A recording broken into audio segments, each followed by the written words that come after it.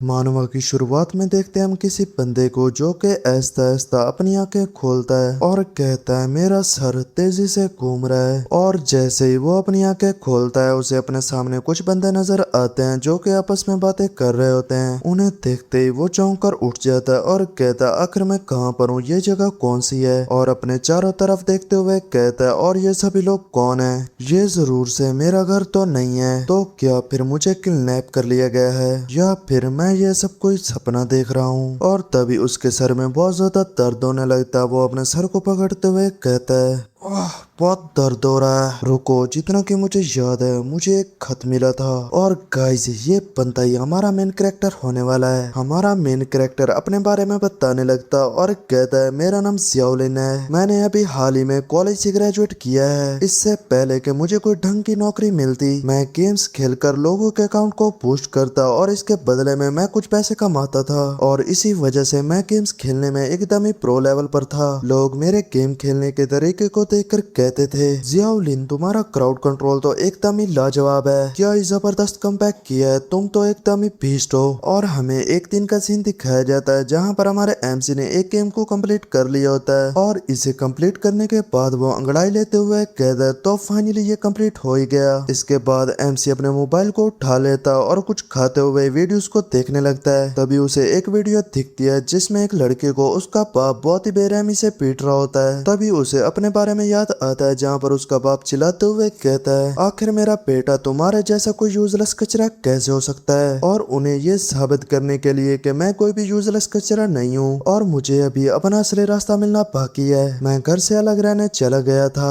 लेकिन मैंने ये सब कभी भी एक्सपेक्ट नहीं किया था। तभी कोई एमसी के दरवाजे को नॉक करता है और कहता है जियाउलिन आपके लिए एक पार्सल आया है। तभी एमसी बताने लगता है कि अभी मुझे अकेले रहते हुए कुछ ही दिन गुजरे थे कि किसी ने आधी रात को मेरे डोर को नॉक किया और मुझे एक पार्सल देकर चला गया। और इस पार्सल में एक अजीब सा खत था। जैसे ही मैंने उस खत को रीड करने के लिए ओपन किया उसमें से एक अजीब सा डार्क ऑरा सा निकलने लगा और उस डार्क ऑरे ने मुझे पूरी तरह से लपेट लिया। तभी मेरे सामने एक मैसेज आया और उस मैसेज में लिखा था डान अकेडमी का एडमिशन नोटिस, जिसमें कि मुझे बताया गया कॉन्ग्रेचुलेशंस आपको डान अकेडमी में एडमिशन मिल चुका है। स्टूडेंट जियाउलिन आपकी आइडेंटिटी वेरीफाई हो चुकी है और आपकी फोर्सफुली टेलीपोर्टेशन शुरू की जा रही है। तभी प्रेजेंट में एमसी अपने मन ही मन कहता है तो क्या सच में उस खत ने मुझे जबरदस्ती इस जगह पर भेज दिया या फिर ये किसी तरह का कोई प्रैंक है। तभी वहाँ पर कोई बंदा आता है और कहता है ओ तो आखिरकार होश में आ ही गया, तेरी किस्मत सच में बहुत ही ज्यादा खराब है। सच में तेरा स्टेमिना और ताकत कितनी ज्यादा बुरी होगी जो तू 3 घंटे तक बेहोश रहा, क्या तू यहाँ पर सिर्फ सोने के लिए आया है। तभी वहाँ पर खड़े सभी लोग चिल्लाने लगते हैं और कहते हैं आखिर तुम कौन हो, ये कौन सी जगह है, ये तो सीधा सीधा किडनैपिंग है, हमें अभी यहाँ से बाहर निकालो वरना हम अभी पुलिस को बुला लेंगे। इस पर वो बंदा गुस्सा हो जाता है और अपने दांतों को पीसते हुए अपनी शॉट को बाहर निकाल लेता है। और हमें इस बंदे का एक ओपी सा लुक भी दिखाया जाता है। वो बंदा अपने ऑरे का यूज करता है और सामने की तरफ एक स्लैश लगा देता है और इस स्लैश की पावर इतनी ज्यादा होती है कि इसकी वजह से उन सभी लोगों के पीछे मौजूद दीवार भी बीच में से कट जाती है। इस पावर को देखकर वो सभी लोग बहुत ही ज्यादा डर जाते हैं। तभी वो बंदा जोर से कहता है आखिर ये सब शोर कैसा है, अपने मुंह को बंद रखो, मैं यहाँ पर तुम सभी का इंस्ट्रक्टर हूँ। पता नहीं क्यों हर बार फ्रेशमैन्स के बीच में ऐसे कोई ना कोई बेवकूफ निकल ही आते हैं। क्या एडमिशन देने वाले लोग सारा दिन खाना खाते हैं और कोई भी ढंग का काम नहीं करते। इन एडमिशन देने वाले लोगों ने मुझे बहुत ही ज्यादा परेशान करके रखा है। वो कभी भी किसी को एडमिशन देने से पहले उसे अच्छे से चेक क्यों नहीं करते। तब इंस्ट्रक्टर सभी लोगों से कहता है क्योंकि कोई यहाँ पर बहुत ही देर से जागा है, इसी वजह से हमारी क्लास का पहले ही बहुत वक्त बर्बाद हो चुका है। इस वजह से मैं अपनी बात को छोटा रखूंगा। मेरा नाम किंचुआन है और मैं डॉन अकेडमी के फ्रेशमैन ईयर की क्लास 7 का इंस्ट्रक्टर हूँ। तुम सब चुनिंदा लोग हो, तुम्हें यहाँ पर अपने आप को बदलने के लिए और अपनी ताकत को बेहतर करने के लिए लगातार हार्ड ट्रेनिंग करनी होगी और आखिर में तुम इस काबिल हो जाओगे कि तुम एक न्यू वर्ल्ड में एंटर कर सकोगे। तभी सामने से एक लड़की कहती है एक न्यू वर्ल्ड। एक और लड़का कहता है क्या ये बंदा पागल है, आखिर यहाँ पर क्या चल रहा है। तभी इंस्ट्रक्टर किन कहता है यहाँ तुम्हें ताकत दौलत, इज्जत और यहाँ तक कि हमेशा की जिंदगी यानी इमोर्टलिटी भी मिल सकती है। इमोर्टलिटी को सुनते ही सभी लोग बहुत ज्यादा शॉक हो जाते हैं। तभी इंस्ट्रक्टर किन कहता है बहुत सी फजूल बातें हो चुकी हैं, अब हम तुम्हारा पोटेंशियल असेसमेंट शुरू करते हैं। तभी हमारा एमसी बाकी सभी लोगों को देखते हुए अपने मन ही मन कहता है, अगर मैं अपने आप को भी गिनूं तो यहाँ पर कम से कम भी 200 से ज्यादा लोग हैं। ये बिल्कुल भी कोई आम किडनैपिंग तो नहीं लग रही। आखिर ये जगह कौन सी है और क्या मैं कभी वापस अर्थ पर जा भी पाऊंगा? एक न्यू वर्ल्ड, सुनने में तो ये किसी एलियन कोलोनाइजेशन प्रोजेक्ट जैसा लग रहा है। तभी हम एक बंदे को भी देखते हैं जिसका के पोटेंशियल चेक किया जा रहा होता है। तभी एमसी कहता है एक पोटेंशियल असेसमेंट, क्या ये किसी गेम की तरह करेक्टर स्टेट चेक करने जैसा है? तभी वहाँ पर किसी मशीन के बीप करने की साउंड आती है और उस पर कंप्लीट लिखा हुआ दिखता है। इंस्ट्रक्टर किन उस बंदे के स्टेट्स को चेक करता है और इसके बाद उसे बताता है कि तुम्हारे टोटल एट्रीब्यूट्स 24 हैं, और इसके बाद वो नेक्स्ट बंदे को आने को कहता है और उसे बताते है कि तुम्हारे टोटल एट्रीब्यूट्स 32 हैं और ये ठीक ठाक ही हैं। इसे सुनते ही वो मस्कुलर सा बंदा खुश हो जाता है और कहता है ओ यस मैंने कर दिया। इसके बाद हम इंस्ट्रक्टर किन को देखते हैं जो कि एक एक करके सभी का असेसमेंट करने लगता है और वो एक को चेक करते हुए कहता है बिल्कुल एवरेज है। इसके बाद वो किसी और से कहता है तो बिल्कुल ही बकवास है। इसके बाद वो कहता है मुझे डेफिनेटली हेडमास्टर को इसकी रिपोर्ट करनी होगी कि वो एडमिशन वाले लोगों से कहें कि उन्हें कचरे से लोगों को चुनना बिल्कुल ही बंद करना चाहिए। और वो एक एक करके सभी को चेक करने लगता है। हम हमारे एमसी को भी देखते हैं जो कि वहीं पर खड़ा होता है और बार बार मशीन के बीप करने की साउंड को सुन रहा होता है। और इसके बाद हमारे एमसी का नंबर आता है। एमसी अपने मन ही मन कहता है ये अभी तक भी कंप्लीट नहीं हुआ। हम इंस्ट्रक्टर किन को भी देखते हैं जो कि अपने मन ही मन कहता है जहाँ पर बाकी सभी लोगों को चेक करने में 6 से 7 सेकंड लगे, वहीं पर इस लड़के को चेक करने में तकरीबन 1 मिनट हो चुका है। और तभी मशीन बीप की साउंड करती है और उसके ऊपर कंप्लीट लिखा हुआ आता है। एमसी मशीन से बाहर निकलकर आगे की तरफ जाने लगता है। तब इंस्ट्रक्टर किन उसे रोकता है और कहता है वहीं पर रुको, मुझे पहले तुम्हारे स्टेट्स को देखने दो। और वो मन ही मन कहता है इतना वक्त लगाने का मतलब है कि हमें कोई छुपा हुआ हीरा मिल गया है। और ऐसे कहने के साथ ही वो एमसी के स्टेट्स को देखता है और जैसे ही वो इन्हें देखता है उसकी आंखें फटी की फटी रह जाती हैं। और हमें भी एमसी के स्टेट्स को दिखाया जाता है जहाँ पर एमसी की स्ट्रेंथ 2, एजिलिटी 2, इंटेलिजेंस 2 और विटेलिटी 3 होती है। इन सभी एट्रीब्यूट्स को देखकर इंस्ट्रक्टर किन एमसी की तरफ नफरत भरी नजरों से देखने लगता है और कहता है तुम्हारे टोटल एट्रीब्यूट सिर्फ 9 है। और वो बहुत ज्यादा निराश होते हुए अपने माथे को पकड़ लेता है और कहता है ओह माय गॉड, मैंने जब से डॉन अकेडमी को ज्वाइन किया है मैंने आज तक इतने कचरा स्टैट्स नहीं देखे। ये मेरा पहली बार है जब मैंने किसी को 1 डिजिट से शुरू करते हुए देखा है। तुम तो एक टॉप लेवल के कचरे हो। अगर तुम इतने ही बड़े कचरे हो तो आखिर यहाँ पर आई क्यों? हम एमसी को भी देखते हैं जो कि ये सब कुछ सुनते हुए बहुत ही ज्यादा उदास हो रहा होता है। तब इंस्ट्रक्टर किन आगे कहता है मुझे एडमिशन वालों से कहकर इस कचरे को जल्दी से वापस भिजवाना होगा। मैं तो समझ रहा था कि हमें कोई काबिल स्टूडेंट मिला है, लेकिन इसने तो मेरी उम्मीदों पर बिल्कुल ही पानी फेर दिया। ये सच में कितना ही बड़ा लूजर है, बिल्कुल ही कचरा है।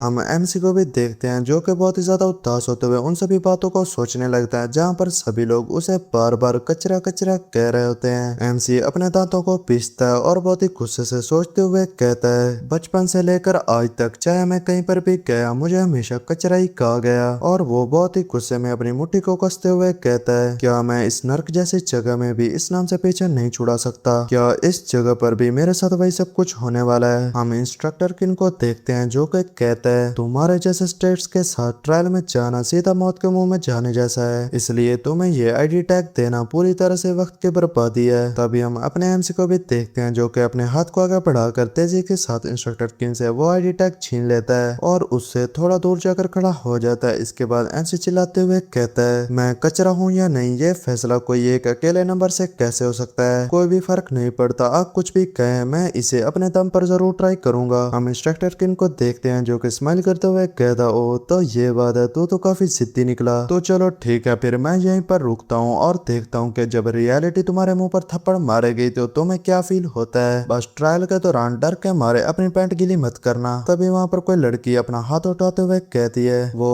पहले आपका टैलेंटेड स्टूडेंट से क्या मतलब था? इस पर इंस्ट्रक्टर किन कहता है ये वो लोग होते हैं जिन्हें गॉड की तरफ से स्पेशल पावर्स मिलती हैं। उनके पास न्यू वर्ल्ड में बचने की पक्की गारंटी होती है। वो लोग पैदा ही स्ट्रॉन्ग बनने के लिए होते हैं। और जहाँ तक बाकी तुम सभी लोगों का सवाल है तो तुम्हें सिर्फ एंट्रेंस एग्जाम पास करने पर ही ध्यान देना चाहिए। इंस्ट्रक्टर किन की इन सभी बातों को सुनने के बाद वो सभी लोग नर्वस हो जाते हैं। तभी उनमें से एक लड़की आगे की तरफ बढ़ती है और इंस्ट्रक्टर से कहती है, आपने पहले कहा था कि हम इस अकेडमी में बेहिसाब ताकत और दौलत हासिल कर सकते हैं। और हमें इस लड़की को भी दिखाया जाता है। तभी वो लड़की अपने ग्लासेस ठीक करते हुए कहती है, मैं बस इस सब को कंफर्म करना चाहती हूँ कि हमें इन सब चीजों के लिए क्या कीमत चुकानी होगी। इस पर इंस्ट्रक्टर किंग कहता है, तुम्हारा नाम क्या है? और वो इस लड़की के स्टेटस को चेक करते हुए कहता है, ओ तो तुम्हारा नाम जियाओ जुई है। इस पूरे ग्रुप में तुम्हारे स्टार्टिंग एट्रीब्यूट सबसे ज्यादा है। हालांकि ये थोड़ा अफसोसनाक है कि तुम्हारे पास कोई भी स्पेशल टैलेंट नहीं है, फिर भी मैं तुम्हारे सवाल का जवाब दे सकता हूँ। इस अकेडमी में क्रेडिट्स और एक्सचेंज पॉइंट्स ही असली करेंसी हैं। तुम इन सब के बदले जो चाहो वो हासिल कर सकते हो। इस पर सामने से जियाओ ये कहती है, अच्छा मैं समझ गई। तभी हम उसके पीछे ही अपने एमसी को भी देखते हैं जो कि अपने मन ही मन कहता है, इस ब्यूटीफुल और जेंटल दिखने वाली लड़की के पास हम में से सबसे ज्यादा एट्रीब्यूट्स हैं। और तो और इंस्ट्रक्टर किन भी इससे इतनी तमीज से बात कर रहा है। इससे ये तो साफ पता चलता है कि उसे इस लड़की से बहुत ही ज्यादा उम्मीदें हैं। तभी इंस्ट्रक्टर किन जोर से कहता है, जो लोग भी अपना स्टेटस चेक करने चाहते हैं वो बस अपने दिमाग में कहें चेक एट्रीब्यूट्स। तभी हम अपने एमसी को भी देखते हैं जो कि अपने आईडी पैच को आगे करता है और कहता है चेक एट्रीब्यूट्स। तभी वहां पर एक सिस्टम पैनल आ जाता है जिस पर के लिखा होता है, name Xiao Lin, credits 0, exchange point 0, strength 2, agility 2, intelligence 2, vitality 3, physical attack rating F, magical rating F, natural life span 83 years, current age 23 years, remaining life span 60 years. और उसके नीचे ही एक वार्निंग भी लिखी होती है जिसमें के लिखा होता है, हर एग्जाम में फेल होने पर आपकी उम्र 10 साल से कम कर दी जाएगी और जब आपका लाइफ स्पैन 0 पर पहुंच गया तो आप हमेशा के लिए मर जाएंगे। एमसी ये सब पढ़ने के बाद बहुत ही ज्यादा शौक हो जाता और कहते, क्या सच में हमारा लाइफ स्पैन भी कम कर दिया जाएगा? हम दूसरे लोगों को भी देखते हैं जो कि ये सब पढ़ के बहुत ही ज्यादा शौक हो रहे थे और वो कहते हैं, आखिर ये सब क्या मजाक है, मेरे पास सिर्फ 9 साल की जिंदगी बाकी है। क्या इसका मतलब ये है कि अगर मैं एक बार भी फेल हुआ तो मैं हमेशा के लिए मर जाऊंगा? तभी कोई और बंदा कहता है, ये जरूर सही झूठ होगा, भला वो हमारा लाइफ स्पैन कैसे चेक कर सकते हैं? तभी हम अपने एमसी को देखते हैं जिसके के सिस्टम पर एक बीप की साउंड आती है और वहां पर एक सिस्टम नोटिफिकेशन आया होता है जिस पर के लिखा होता है, स्टूडेंट जियाओ लिन में कुछ अजीब सा डिटेक्ट हुआ है, आपका एक हिडन टैलेंट अनलॉक हो चुका है, एनालाइजिंग शुरू की जा रही है। हम एमसी को देखते हैं जो कि इधर उधर देखने लगता है और मन ही मन कहता है, मुझ जैसे किसी कचरे के पास आकर कोई हिडन टैलेंट कैसे हो सकता है? लेकिन यहाँ किसी और का कोई रिएक्शन नहीं है। क्या इसका मतलब मैं अकेले ही हूँ जिसे ये नोटिफिकेशन सुनाई दे रहा है? तभी एमसी के सामने एक और पैनल आता है जिस पर के लिखा होता है, टैलेंट नेम अननाउन, डेटाबेस में इसका कोई भी मैच नहीं मिला, टैलेंट लेवल अननाउन, डेटाबेस में इसका कोई भी मैच नहीं मिला। तभी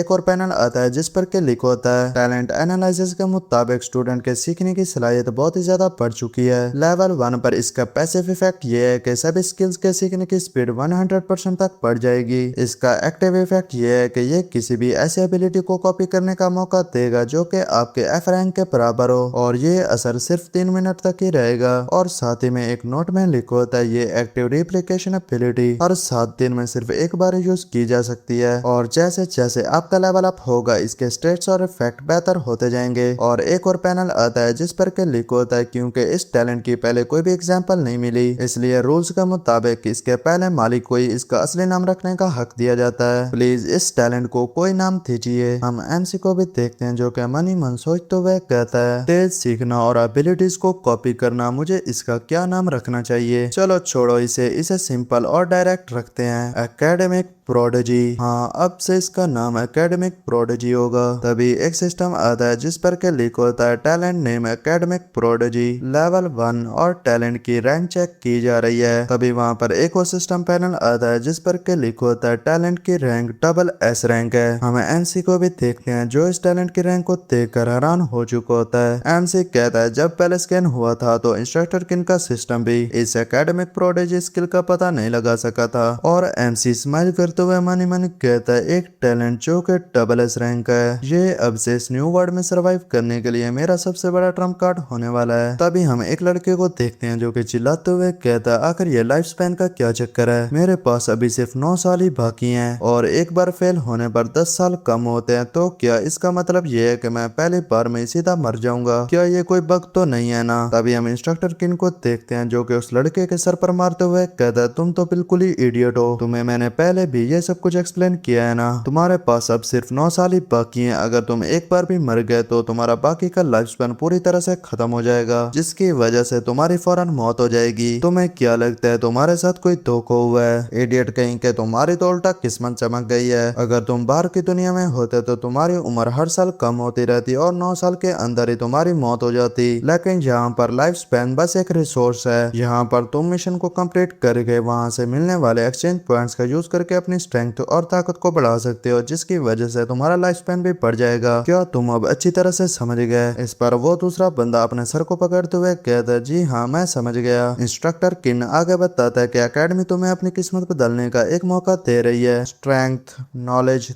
दौलत और यहाँ तक कि एक लंबी जिंदगी। जब तक तुम्हारे पास क्रेडिट्स हैं और एक्सचेंज पॉइंट्स हैं तब तक इमॉर्टलिटी हासिल करना कोई भी मुश्किल काम नहीं है। तभी जियाओ युई कहती है क्या ये रूल सिर्फ एकेडमी के अंदर ही चलता है या फिर ये हर जगह ही काम करता है? इस पर इंस्ट्रक्टर किन कहता है जिस पल तुम यहाँ के स्टूडेंट बनते हो उसी पल ये तुम पर लागू हो जाता है, चाहे तुम वापस अर्थ पर ही क्यों न रहो, ये हमेशा ही तुम पर अप्लाई होगा। और इसके बाद वो जोर से कहता है चलो अब बहुत सी बातें हो चुकी, एंट्रेंस एग्जाम अब से शुरू होता है, हर कोई अपनी अपनी जगह पर सीधे खड़े रहो और कोई भी अपनी जगह से नहीं हिलेगा। मैं 3 तक काउंट डाउन करूंगा और उसके बाद तुम सभी यहाँ से टेलीपोर्ट हो जाओगे।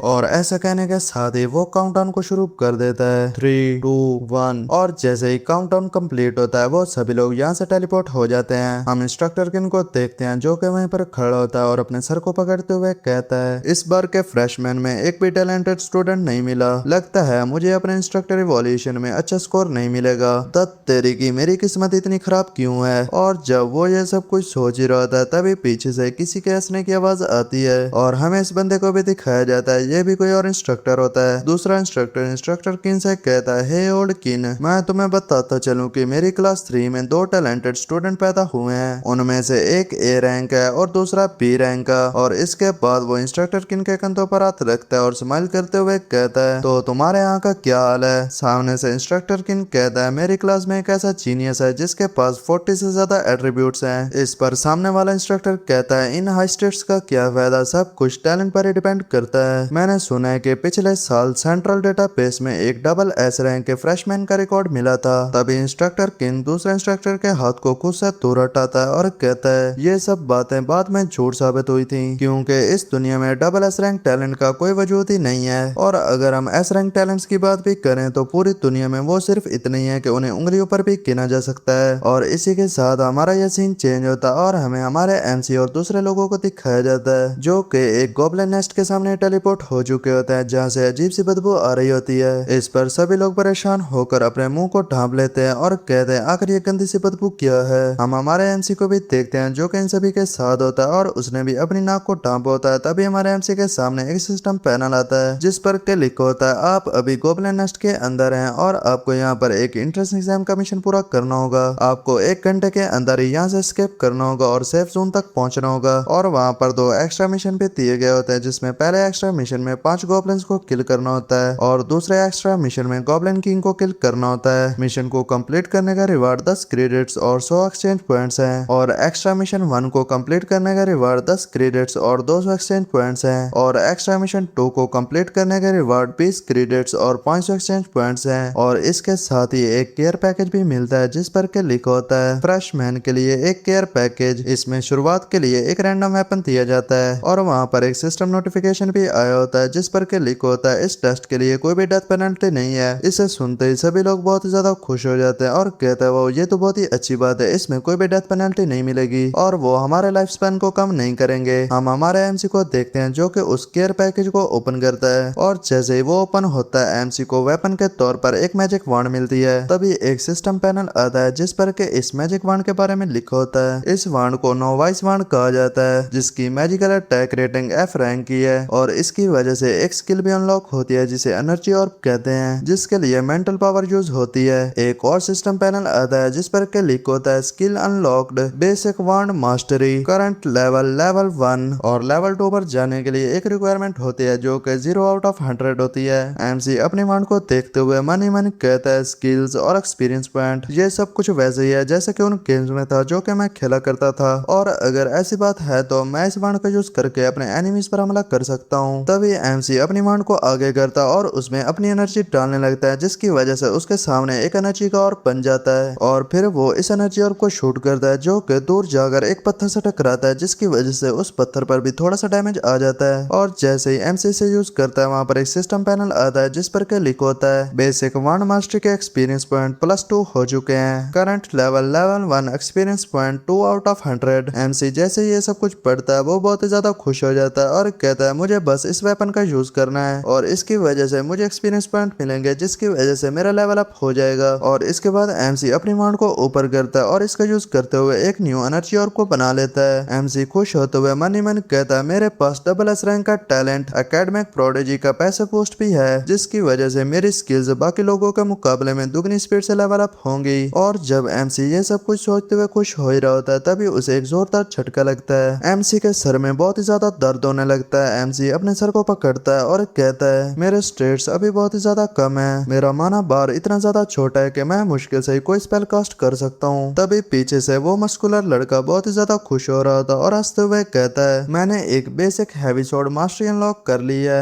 और हर एक स्विंग पर मुझे एक एक्सपीरियंस पॉइंट भी मिल रहा है। हम अपने एमसी को भी देखते हैं जो कि उसकी तरफ देखते हुए मन ही मन कहता है तो क्या वेपन को ऐसे घुमाने से भी एक्सपीरियंस पॉइंट मिलते हैं, और अगर ऐसा है तो हम मिशन पर जाने से पहले यहीं खड़े होकर अपना लेवल अप कर सकते हैं। लेकिन नहीं, ऐसे ही बिना किसी मकसद के वेपन को घुमाने का कोई भी फायदा नहीं है। अगर एक्सपीरियंस पॉइंट को हासिल करना है तो इसके लिए एक खास स्टैंडर्ड पूरा करना पड़ता है। एक आम इंसान का स्टेमिना बहुत ही जल्दी खत्म हो जाता है, इसी वजह से इस मिशन की टाइम लिमिट रखी गई है ताकि लोग यहाँ कैंपिंग करके आराम से लेवल अप न कर सकें। और एमसी अपने वांड की तरफ देखते हुए कहता है कि मुझे लगता है कि मुझे अपने लेवल को बढ़ाने के लिए किसी फिजिकल वेपन की जरूरत पड़ेगी, क्योंकि इस वांड की वजह से मेरा स्टेमिना बहुत ही जल्दी खत्म हो जाता है। और जब एमसी ये सब कुछ सोच ही रहा होता है तभी वहाँ पर ज़्याओजुई आती है और एमसी से कहती है एक्सक्यूज मी, क्या तुम अपने वेपन को मेरे वेपन के साथ एक्सचेंज करना चाहोगे? मैंने ज्यादा गेम्स तो नहीं खेली पर मुझे इतना पता है कि स्पेल कास्ट करने के लिए माना या किसी रिसोर्स की जरूरत होती है, चाहे ये मेंटल पावर हो या माना ये जरूर सही उस इंटेलिजेंस स्टेट से जुड़ी होगी जिसका हमारा पहले टेस्ट हुआ था।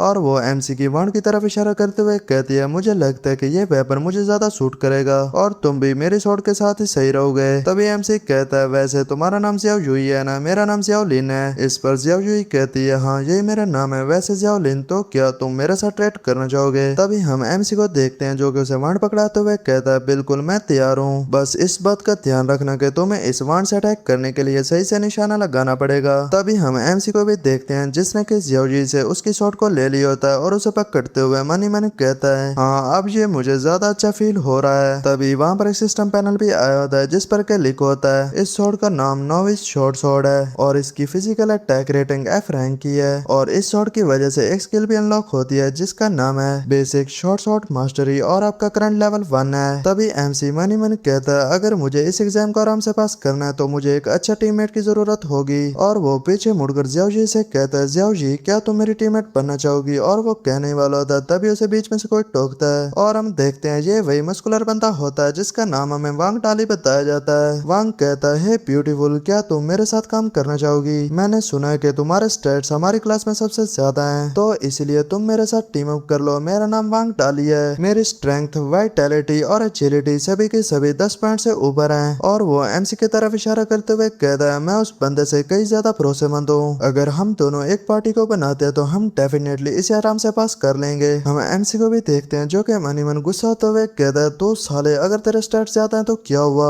इस पर ज़्याओजुई पहले थोड़ा सा सोचने लगती है और बाद में वहां से जाते हुए कहती है नहीं मुझे तुम्हें कोई भी इंटरेस्ट नहीं है। वांग को इस तरह से रिजेक्ट होता हुआ देखकर एक बंदा हंसने लगता है और कहता है तुमने देखा उसने अभी अभी वांग को रिजेक्ट कर दिया। तभी उसके साथ खड़ी लड़की कहती है अपनी आवाज को नीचे रखो वरना वो सुन लेगा। हम वांग को देखते हैं जो कि अपना गुस्सा निकालने के लिए इधर उधर किसी को देखने लगता है और तभी उसकी नजर हमारे एमसी पर पड़ती है। वो गुस्से के साथ हमारे एमसी को देखने लगता है। दूसरी तरफ हमारे एमसी को बिल्कुल भी आइडिया नहीं होता कि वांग उसे इस तरह तरह से क्यों देख रहा है। तभी वांग एमसी को धक्का देते हुए कहता है तुम साले आखिर किस तरफ देख रहे हो। तो जैसे एक सिंगल डिजिट वाले कचरे को देखते ही मेरा दिमाग खराब हो जाता है। तू एक बहुत ही बड़ा लूजर है, फिर भी तू उस वेपन को सीखने की कोशिश कर रहा है। क्या तू जानता भी है कि आखिर तू देख कहाँ पे रहा था। सामने से एमसी कहता है चाहे हम इस एग्जाम को पास करें या नहीं, ये पूरी तरह से हमारी एबिलिटीज पर डिपेंड करता है। इसलिए यहाँ पर फालतू फाइट करने के बजाय तुम्हें अपना स्टेमिना मिशन के लिए बचाना चाहिए। इस पर वांग और भी ज्यादा गुस्सा होते हुए एमसी के कॉलर को पकड़ लेता और कहता हमारी अपनी एबिलिटीज। तो साले मैं अभी तुझे दिखाता हूँ कि हमारी एबिलिटीज क्या होती हैं। इस पर सामने से एमसी भी स्माइल करने लगता है और कहता है ओ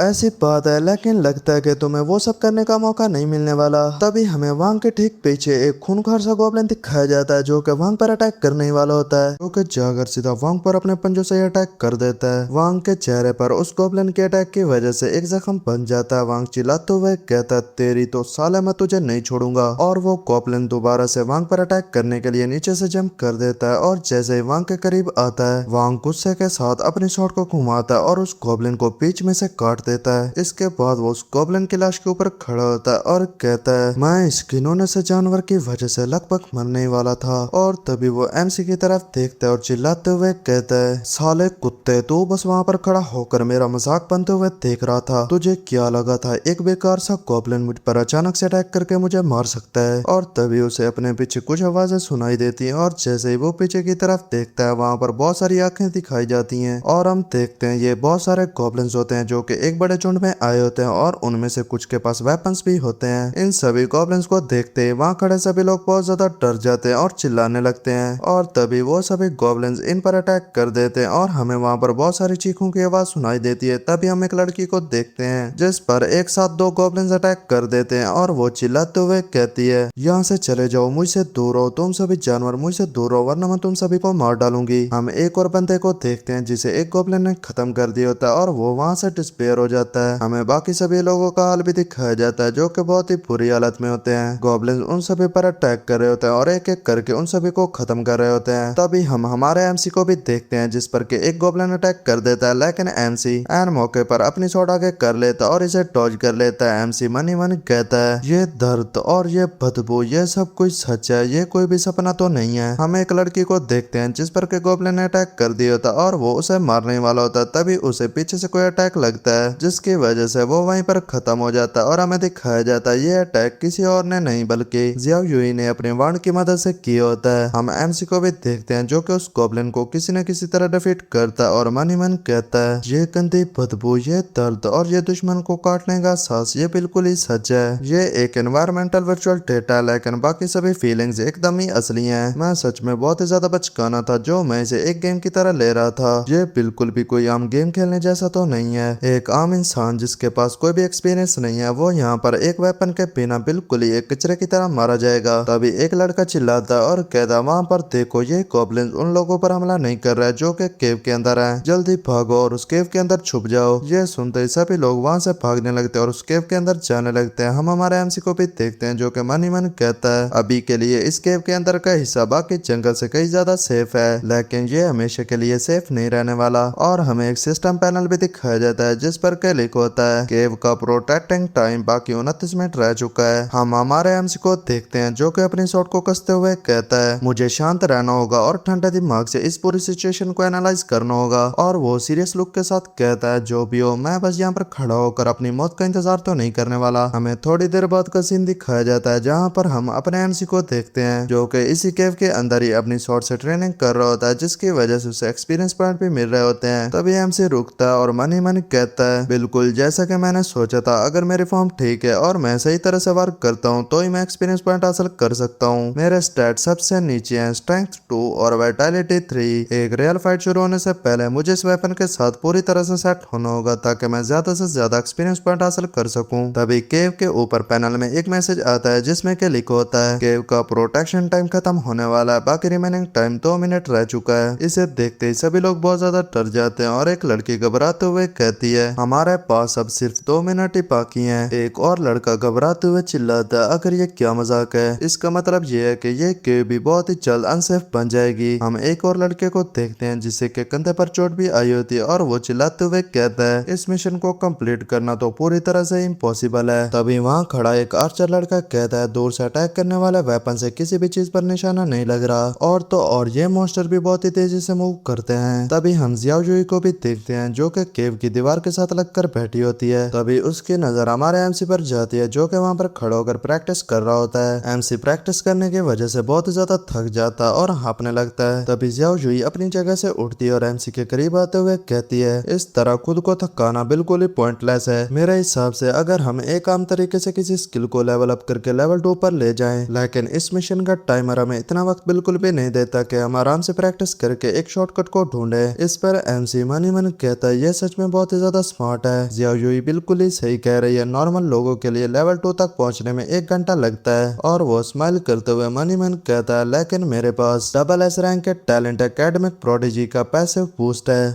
और हमें एमसी के सर के ऊपर ही एक सिस्टम पैनल भी दिखाया जाता है जिस पर के लिखा होता है लेवल 2 पर पहुंचने के लिए एक्सपीरियंस पॉइंट 98 आउट ऑफ 100 है। एमसी जोश में आते हुए मन ही मन कहता है मैं अभी लेवल 2 को हिट करने ही वाला हूँ। और वो जियाओ जुई से कहता है तुम्हारा मुझे इस बारे में बताने के लिए थैंक्स। और क्या तुमने उन गॉब्लिन्स को देखकर कुछ नोटिस किया? इस पर जियाओ जुई हैरान होते हुए कहती है आखिर तुम्हें कैसे पता चला कि मैं उन्हें ऑब्जर्व कर रही थी? एमसी कहता है ये बिल्कुल एक गेम खेलने जैसा है जहाँ पर आप अटैक करने से पहले उसकी गाइड को अच्छे से चेक करते हैं। इस पर जियाओ जुई कहती है पर मैं गेम्स को नहीं खेलती। एमसी कहता है अच्छा ऐसा है तो मैं तुम्हें बता सकता हूँ। मेरी ऑब्जर्वेशन के मुताबिक उन गॉब्लिन्स के अटैक और डिफेंस बहुत ही ज्यादा वीक हैं। वो तकरीबन एफ रेटिंग के हैं और उनके वीक पॉइंट्स उनकी पीठ और उनका दिल है। अगर हम अपने डर पर काबू रखें और एक एक करके उन पर हमला करें तो उन्हें हराना बिल्कुल भी मुश्किल नहीं होगा। और एमसी दूसरे लोगों की तरफ देखते हुए कहता है ये मिशन इतना भी ज्यादा मुश्किल नहीं है। हर कोई बस डर की वजह से परेशान है, लेकिन अगर हम डर गए तो हम लड़ने का हौसला खो बैठेंगे और हमारे जीतने के चांसेस बिल्कुल ही खत्म हो जाएंगे। इसे सुनने के बाद जियाओ जुई उन गॉब्लिन्स की तरफ बढ़ने लगती है और कहती है केव का प्रोटेक्शन टाइमर अब सिर्फ 2 मिनट ही बाकी है। अब बाहर निकलने का वक्त आ चुका है। उसके पीछे ही हमारा एमसी भी आ रहा होता है और वो कहता है हाँ तुमने बिल्कुल ही सही कहा, हम बस यहाँ से भागने के बारे में नहीं सोच सकते। और जब वो केव से बाहर जाने वाले होते हैं तभी वांग उनके सामने आ जाता है और कहता है रुको आखिर तुम दोनों कहाँ जा रहे हो? और वो जियाओ जुई से कहता है जियाओ जुई तुम मेरे साथ टीम अप कर लो, हम दोनों आराम से लड़कर यहाँ से भाग सकते हैं और सेफ जोन तक पहुँच सकते हैं। और अगर तुम इस कचरे को अपने साथ ले जाती हो तो ये सीधा मौत के मुंह में जाने जैसा है। इस पर सामने से जियाओ जुई कहती है सेफ जोन तक पहुंचना कोई भी मुश्किल नहीं है, असली चैलेंज और सबसे बड़ा रिवार्ड तो गॉब्लिन किंग को मारने पर मिलेगा। इस पर वांग जियाओ जुई पर चिल्लाते हुए कहता है गॉब्लिन किंग को मारना तो बस एक एक्स्ट्रा मिशन है और अभी तक उस मॉन्स्टर के आने का कोई भी साइन नहीं मिला। तुम अभी से ही इतनी मुश्किल से जिंदा बच पा रही हो और फिर भी तुम एक हिडन मिशन को पूरा करने की सोच रही हो। तभी एमसी कहता है क्योंकि ये मिशन एग्जिस्ट करता है इसीलिए इसे कंप्लीट करना इम्पॉसिबल नहीं है और उसके अभी तक सामने न आने की वजह टाइम या फिर बचे हुए स्टूडेंट्स का नंबर या किल किए गए गॉब्लिन्स का नंबर हो सकता है। इस पर जियाओ जुई सोचते हुए कहती है हम इसमें से टाइम को निकाल सकते हैं क्योंकि एकेडमी में बॉस से लड़ने के लिए आखिरी बचे हुए बस कुछ ही मिनट तो नहीं देगी। और हम इसमें से स्टूडेंट्स के नंबर को भी निकाल सकते हैं क्योंकि पहले ही बहुत ही कम स्टूडेंट्स बचे हैं, तो इस हिसाब से सबसे ज्यादा चांसेस किल किए गए नंबर्स का है। इस पर एमसी भी कहता है कि मेरा अंदाजा भी यही है, अगर हम कुछ गॉब्लिन्स को किल करते हैं तो बॉस खुद ही हमारे सामने आ जाएगा। तभी वहाँ पर एक आर्चर लड़की आती है और कहती है 1 मिनट रुको, क्या हमें बस अपना जरूरी मिशन पूरा करके यहाँ से निकल नहीं जाना चाहिए? हम बिना वजह ही बॉस से लड़ने का खतरा क्यों उठाएं? बाहर के गॉब्लिन्स पहले ही इतने ज्यादा खतरनाक है, पता नहीं उनका किंग कितने ज्यादा स्ट्रॉन्ग होगा। तभी एमसी आगे आता है और सभी से कहता है क्योंकि इस एग्जाम में फेल होने पर कोई भी पेनल्टी नहीं है पर जीतने पर रिवार्ड्स बहुत ही बड़े हैं, बस यहाँ से भाग जाना रिवार्ड्स का एक बहुत ही बड़ा वेस्ट है। क्या तुम्हें सच में लगता है कि हमें दोबारा कभी बिना किसी खतरे और बड़े रिवार्ड्स देने वाला मौका मिलेगा? जब हमारे पास एक्स्ट्रा क्रेडिट्स और एक्सचेंज पॉइंट्स कमाने का मौका है तो हम भला पूरी जान क्यों न लगाएं? इस पर वो आर्चर लड़की कहती है ये एक्चुअली सेंस बनाता है। तभी एक और लड़का जोश में आते हुए कहता हमारे पास खोने के लिए कुछ भी नहीं है तो भला हम खतरा क्यों न उठाएं? वहीं खड़ा एक और लड़का कहता हमारे पास कोई भी चॉइस नहीं है, ये केव बहुत ही जल्द अनसेफ बन जाएगी। तभी वांग चिल्लाते हुए कहता है तुम सभी लोग क्या सच में इस वीक लड़के की बात सुनने वाले हो? अपनी आंखों को खोलो और अच्छे से देखो कि तुम्हें कौन बचाएगा। तुम सभी को मेरी बात सुननी चाहिए, मेरे स्टार्टिंग पॉइंट ही 32 है। इस पर जियाओजुई कहती है हम भला तुम्हारी बात क्यों सुने, 32 पॉइंट्स एक आम इंसान से बस थोड़ा से ज्यादा है। यह सुनते वांग जियाओजुई की तरफ देखते हुए चिल्लाते हुए कहता है तो फिर तुम्हें क्या लगता है अपनी बात को मनवाने के लिए मेरे पॉइंट्स कितने ज्यादा होने चाहिए। इस पर जियाओजुई अपने चश्मे को पकड़ते हुए कहती है 46 पॉइंट्स, क्योंकि मेरे पॉइंट्स यहाँ पर सबसे ज्यादा हैं, तो क्या तुम अपना मुंह बंद करोगे। जियाओजुई के पॉइंट को सुनने के बाद वांग थोड़ा सा डर जाता है और उसके रास्ते से हट जाता है। हम एमसी को भी देखते हैं जो कि जियाओजुई के पॉइंट को सुनने के बाद शॉक हो जाता है और कहता है 46 पॉइंट्स, ये तो मेरे पॉइंट से 5 गुना ज्यादा है। तभी जियाओजुई कहती है जो भी इस एग्जाम को पास करना चाहता है और बोनस रिवार्ड को हासिल करना चाहता है वो अब से मेरी बातें सुनेंगे, हम सब मिलकर काम करेंगे ताकि तेजी से अपने मिशन को पूरा कर सकें। और वो वांग से कहती है क्योंकि तुम्हारे स्टेट्स हाई हैं इसलिए तुम एक टैंक का काम करोगे और गॉब्लिन से आने वाले हमले को रोकोगे। वांग ये सब सुनने के बाद गुस्सा हो जाता है लेकिन अपने गुस्से पर काबू करते हुए कहता है ठीक है। जियाओजुई कहती है जिनके पास दूर से अटैक करने वाले वेपन्स है वो पीछे रहकर 3-3 की टीम बनाकर सपोर्ट करेंगे और एक दूसरे का ध्यान रखेंगे। और इसके बाद वो एमसी की तरफ देखते हुए कहती और जहाँ तक जियाओलिन का सवाल है, तभी एमसी स्माइल करते हुए कहता मैं उन गॉब्लिन्स पर नजर रखूंगा जो बचकर निकलने की कोशिश करेंगे और उन पर हमला करूंगा जिनकी हेल्थ कम होगी। और इसके बाद एमसी मनी मनी कहता है मेरे स्टेट्स बहुत ही ज्यादा कम है, अगर मुझे इस मिशन को पूरा करना है तो मुझे सीधा सामने से लड़ने की बजाय ऐसे मौकों का फायदा उठाना होगा जहाँ खतरा कम हो। और इसके बाद वो सभी लोग केव से बाहर निकलकर सामने की तरफ बढ़ने लगते हैं और वांग उन सब के आगे चल रहा होता है। वांग कुछ गॉब्लिन्स पर अपनी स्वॉर्ड से अटैक कर देता है और चिल्लाता है सालो यहीं पर मर जाओ। हम कुछ आर्चर्स को भी देखते हैं जो कि दूर से इन गॉब्लिन्स पर अटैक कर रहे होता है लेकिन गॉब्लिन्स इनके अटैक से बच जाते हैं। तभी एक गॉब्लिन उस आर्चर लड़की के पीछे आता है और उस पर अपने पंजों से अटैक करने वाला होता है, लेकिन तभी हम अपने एमसी को देखते हैं जो कि उस गॉब्लिन के पीछे आता है और अपनी स्वॉर्ड से उसे बीच में से काट देता है, जिसकी वजह से एमसी के सामने एक पैनल भी आता है जिस पर के एक गॉब्लिन किल लिखा होता है। तभी वो आर्चर लड़की एमसी से कहती है तुम्हारा बहुत ज्यादा शुक्रिया। इस पर एमसी कहता है शुक्रिया की कोई भी बात नहीं है। और एमसी मनी मनी कहता है मुझे सामने से लड़ने के बजाय अपने स्टेमिना को बचाना होगा और सही मौके पर वार करना होगा। हम एमसी को देखते हैं जिसने कि इसी ट्रिक का यूज करके एक और गॉब्लिन को किल कर दिया होता है और एमसी बार बार इसी ट्रिक का यूज करता है और वो 4 गॉब्लिन को किल कर लेता है। तभी एक बंदा वांग से कहता है ये सिंगल डिजिट वाला लड़का, क्या तुमने इसे नोटिस किया। ये एग्जैक्टली तभी स्ट्राइक करता है जब एक मॉन्स्टर दूसरी तरफ देख रहा होता है या वो अपनी वीक स्टेट में होता है। इस पर वांग कहता है वो बस लकी है, वो हर बार मेरे मारे हुए मॉन्स्टर के किल चुरा रहा है। हमें जियाओजुई को भी दिखाया जाता है जो कि कहती है ये बिल्कुल भी लक तो नहीं है, ये गॉब्लिन्स के अटैक करने के तरीकों को पहले ही देखकर उनकी मूवमेंट को समझ जाता है। तभी हम अपने एमसी को भी देखते हैं जो कि बहुत ज्यादा हाँफते हुए अपने पसीने को पोंछता है और हमें एक सिस्टम पैनल भी दिखाया जाता है जिस पर के लिखा होता है आपको +6 एक्सपीरियंस पॉइंट मिले हैं, जिसकी वजह से आपकी basic short mastery level up हो चुकी है, आपका करंट लेवल 2 है। एमसी इस मैसेज को देखकर कहता है थैंक गॉड मैंने पहले एक वीआर गेम को खेला था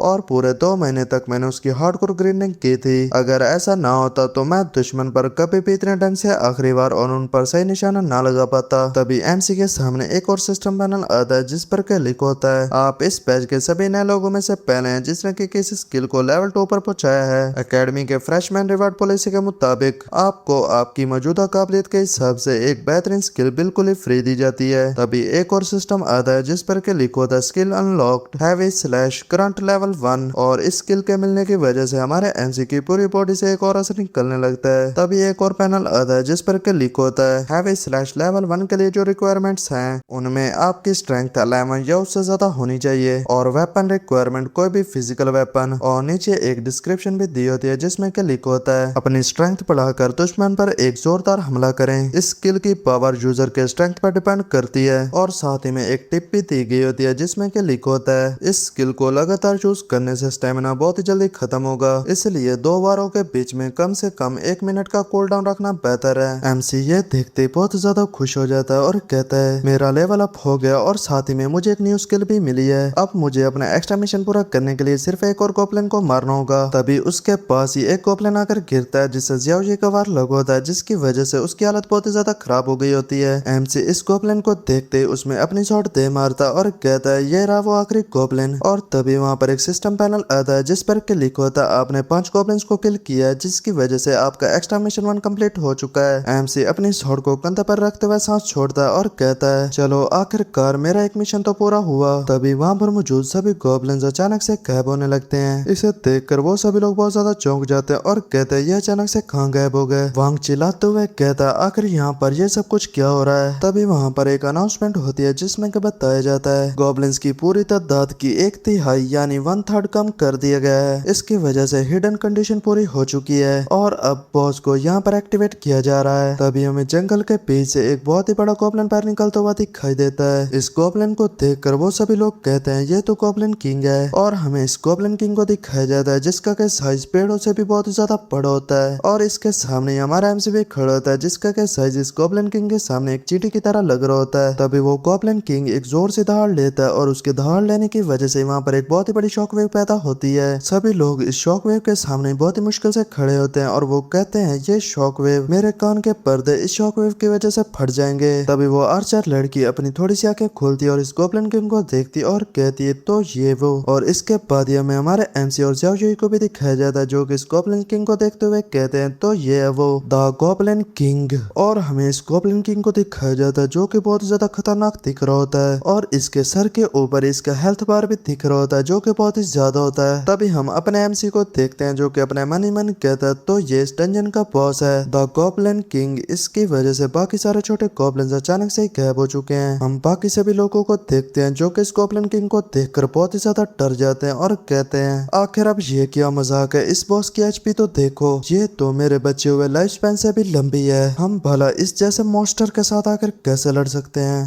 तभी एक लड़का अपनी शॉट को फेंक देता और वहां से भागते हुए कहता मैं तो यहाँ से जा रहा हूँ, अगर तुम्हें इस मॉन्स्टर से लड़ना है तो तुम अकेले ही लड़ो। एमसी उस बंदे को रोकते हुए कहता नहीं डर कर मत भागो, लेकिन वो बंदा एमसी की एक भी नहीं सुनता और वहां से भाग जाता है। तभी एमसी अपने मन ही मन कहता है मैंने उन गॉब्लिन्स को बहुत ही ध्यान से ऑब्जर्व किया था और उनकी एक खास बात थी उनका फील्ड विजन बहुत ही ज्यादा छोटा है लेकिन उनके सुनने और सूंघने की एबिलिटी बहुत ही ज्यादा है। जो बंदा अभी यहाँ से भागा है उसकी मूवमेंट्स गॉब्लिन किंग का ध्यान सीधा अपनी तरफ खींचेंगी। और हम उस गॉब्लिन किंग को भी देखते हैं जो कि उसी बंदे को नोटिस कर लेता है जो कि वहां से भाग रहा होता है। इस गॉब्लिन किंग को देखकर वांग भी बहुत ज्यादा नर्वस हो जाता है और तभी वो खुद पर काबू पाते हुए कहता है तुम सब आखिर उससे डर कर क्यों भाग रहे हो, हमारा नंबर उससे कहीं ज्यादा है, हम बस अपने नंबर्स के जोर पर उस पर भारी पड़ सकते हैं। और ये कहने के साथ ही वांग उस गॉब्लिन किंग के पीछे से अटैक करने के लिए जंप कर देता और वो चिल्लाते हुए कहता है मेरे इस अटैक को झेल तो बड़े से खिलौने कचरे। लेकिन वांग के चिल्लाने की वजह से वो गॉब्लिन किंग उसे नोटिस कर लेता है और वांग के अटैक करने से पहले ही वो अपनी स्पीड का इस्तेमाल करते हुए एक जोरदार मुक्का वांग के सीधा पेट पर दे मारता है जिसकी वजह से वहाँ पर एक बहुत ही बड़ी शॉकवेव पैदा होती है और वांग सीधा जाकर जमीन से टकराता है। और इस अटैक से वांग को बहुत ही ज्यादा डैमेज होता है जिसकी वजह से उसके मुंह से भी खून निकलने लगता है और वो जिस जगह पर टकराता है वो जगह भी पूरी तरह से टूट जाती है। तभी हम देखते हैं कि इस अटैक की वजह से वांग का काम खत्म हो गया था और वो वहां से डिस्पेयर होने लगता है। वांग को इस तरह से एक अटैक में खत्म होते देखकर सभी लोग बहुत ही ज्यादा डर जाते हैं और वहां से भागते हुए कहते हैं यहाँ से जल्दी भागो, वांग जैसा ताकतवर बंदा भी एक अटैक में मारा गया तो हमारा तो इसके सामने टिकने का कोई भी चांस नहीं है, जितनी जल्दी हो सके यहाँ से भागो और अपनी जान को बचाओ। हम एक बंदे को देखते हैं जो कि चिल्लाते हुए वहां से भाग रहा होता है लेकिन तभी गॉब्लिन किंग अपने पाँव से उस बंदे को कुचल देता है और उसका काम तमाम कर देता है। इसके बाद गॉब्लिन किंग अपने वेपन का यूज करते हुए एक ही बार में बहुत सारे बंदों को खत्म कर देता है और उसका वेपन बहुत ही जोर से नीचे टकराने की वजह से एक बहुत ही बड़ी शॉकवेव भी पैदा होती है जिसमें कि एक लड़की फंस जाती है और वो नीचे की तरफ गिर जाती है। तभी उस लड़की के पीछे ही गॉब्लिन किंग आ जाता है और अपने वेपन से उस लड़की पर अटैक करने के लिए तैयार हो जाता है और जब वो अटैक करने वाला होता है तभी उसके हाथ पर एक एनर्जी बीम आकर टकराता है जिसकी वजह से उसका अटैक वहीं पर रुक जाता है और उसकी हेल्थ भी थोड़ी सी कम हो जाती है। हम उस लड़की को भी देखते हैं जो कि इस मौके का फायदा उठाकर वहां से भाग जाती है। तभी कोई अपने दांत पीसते हुए कहता है ओ शिट मैंने मिस कर दिया। और हम देखते हैं ये अटैक करने वाली और कोई नहीं बल्कि हमारी अपनी ज़ाओजुई होती है। ज़ाओजुई कहती है अगर हम इसकी बॉडी पर अटैक करेंगे तो इसे बहुत ही कम डैमेज होगा, इसलिए मुझे इसके नाजुक हिस्सों पर निशाना लगाना होगा। और वो मन ही मन कहती है मेरा रियल प्लान तो बाकी सभी लोगों की मदद से गॉब्लिन किंग का ध्यान भटकाना था और दूर से अटैक करने वाले बाकी सभी और मैं आराम से मिलकर इसे पीछे से डैमेज देते। जब तक हम सभी लोग मिलकर काम काम करते हैं, हम मेरी मेंटल पावर खत्म होने से पहले इस बॉस मॉन्स्टर की एचपी बार को खत्म कर सकते हैं। लेकिन अब मेरी फॉर्मेशन पूरी तरह से कोलैप्स हो चुकी है। मेरा प्लान बहुत ही ज्यादा बढ़िया था, लेकिन इन सभी लोगों के भागने की वजह से अब ये काम नहीं करेगा। तभी हम उस बॉस मॉन्स्टर को देखते हैं जो कि चिल्लाते हुए अपने वेपन को ऊपर कर लेता और पूरी ताकत के साथ जियाओ जुई पर अटैक करने के लिए तैयार हो जाता है। तभी जियाओ जुई कुछ देखते हुए चौंक जाती है और कहती है, क्या तुम इडियट हो, यहाँ से जल्दी से भागो। और हम देखते हैं उसने ये हमारे एमसी से ही कहा होता है, जिसने के पीछे से उस गॉब्लिन किंग पर अटैक कर दिया होता है, जिसकी वजह से उस गॉब्लिन किंग को बहुत ही कम डैमेज मिलता है और उसके थोड़े से बाल कट जाते हैं। तभी वो गॉब्लिन किंग पीछे घूरते हुए एमसी की तरफ देखता है और एमसी पर अपने वेपन से अटैक कर देता है, लेकिन एमसी जंप करते हुए इसके अटैक को डॉज कर लेता है। एमसी उस गॉब्लिन किंग से थोड़ा सा दूर होकर बैठ जाता है और कहता है, मैंने इसके अटैक पैटर्न को बहुत ही ध्यान से देखा है। ये गॉब्लिन किंग हमेशा उस टारगेट पर हमला करता है जो उसके सबसे ज्यादा करीब होता है। तभी एमसी पेड़ के पीछे छुपी आर्चर लड़की से कहता है, अब सभी छोटे गॉब्लिन्स गायब हो चुके हैं, तो हमें बस इस अकेले गॉब्लिन किंग से निपटना है। बिल्कुल भी डरो मत, मैं इसका ध्यान अपनी तरफ करता हूँ। जैसे ही तुम्हें कोई ओपनिंग मिले तुम इसे दूर रहकर इस पर अटैक कर देना। इस पर वो आर्चर लड़की भी अपना बो निकालते हुए कहती है, ठीक है मैं ट्राई करूंगी। तभी एमसी जियाओ जुई से भी कहते हैं, जियाओ जुई तुम्हारे अटैक की पावर सबसे ज्यादा, तुम सही मौके को देखकर इसकी हेल्थ कम करने की कोशिश करो। और तभी हम उस आर्चर लड़की को देखते हैं जो कि अपने अटैक को तैयार कर लेती है और हमें जियाओ जुई को भी दिखाया जाता है जो कि अपने मैजिक वांड की मदद से एक अटैक को तैयार कर लेती है और उसके बाद ये दोनों मिलकर उस गॉब्लिन किंग पर अटैक कर देती हैं। इस अटैक को लगने की वजह से गॉब्लिन किंग बहुत ही ज्यादा चिल्लाने लगता है और उसकी एचपी पर भी बहुत ही ज्यादा कम हो जाता है और उस गॉब्लिन किंग के हाथ से उसका वेपन भी छूट जाता है। इसे देखकर वो आर्चर लड़की खुश होते हुए कहती है, मुझे लगता है कि ये वर्क कर गया। एमसी भी कहता है, बहुत अच्छे, ऐसे ही करते रहो। हम उस गॉब्लिन किंग को देखते हैं जो कि बहुत ही गुस्से के साथ रोर करने लगता है और वो अपने दोनों हाथों को मिलाकर ऊपर करता है और उसके बाद पूरी ताकत के साथ उन्हें नीचे जमीन पर मारता है और इस अटैक की पावर इतनी ज्यादा होती है कि नीचे की जमीन भी पूरी तरह से टूट जाती है। तभी वहां से कुछ पत्थर उड़कर उस आर्चर लड़की के पास जाने लगते हैं। इसे देखकर हमारा एमसी उसे चिल्लाते हुए कहता है, इनसे बचो, लेकिन उससे पहले ही एक पत्थर सीधा उस लड़की के पेट पर जाकर लगता है, जिसकी वजह से उस लड़की की वहीं पर डेथ हो जाती है और वो भी वहां से डिस्पेयर हो जाती है। हम उस गॉब्लिन किंग को देखते हैं जो कि सामने की तरफ देखकर हंस रहा होता है और उसके सामने ही हमारा एमसी और उसके साथ जियाओ जुई खड़ी होती है। जियाओ जुई एमसी की तरफ देखती है और स्माइल करते हुए कहती है, जियाओ लिन अब बस हम दोनों ही बचे हैं, क्या हमारे पास जीतने के कोई चांसेस भी हैं? इस पर सामने से एमसी कहता है, तुम्हारे पास अभी कितना माना बाकी है, यानी तुम्हारे पास इतनी मेंटल पावर बची है कि तुम और एनर्जी और फायर कर सको। इस पर सामने से जियाओ जुई जवाब देती है, मैं ज्यादा से ज्यादा और 2 अटैक कर सकती हूँ। एमसी कहता है, ये काफी है, अगर हम सीधा उसके सर पर निशाना लगाएं तो उसे बहुत ही ज्यादा डैमेज पहुंचेगा, तुम्हें बस एक सॉलिड हिट उसके सर पर मारना होगा। इस पर सामने से जियाओ जुई कहती है, लेकिन ये बहुत ही ज्यादा फास्ट है और मेरा निशाना इतना ज्यादा पक्का नहीं है। एमसी स्माइल करते हुए कहता है, अच्छा तो ये बहुत ही ज्यादा फास्ट है, तो फिर क्यों ना मैं इसे एक ही जगह पर रोक दूं। तभी एमसी अपनी स्किल एकेडमिक प्रोडिजी को एक्टिवेट कर देता है। एमसी के सामने एक पैनल आता है जिस पर के लिखा होता है, skill detective shock wave F rank. ये पूरे 5 मीटर के दायरे में सभी टारगेट्स को डैमेज देता है और उन्हें 3 सेकंड के लिए स्टन कर देता है।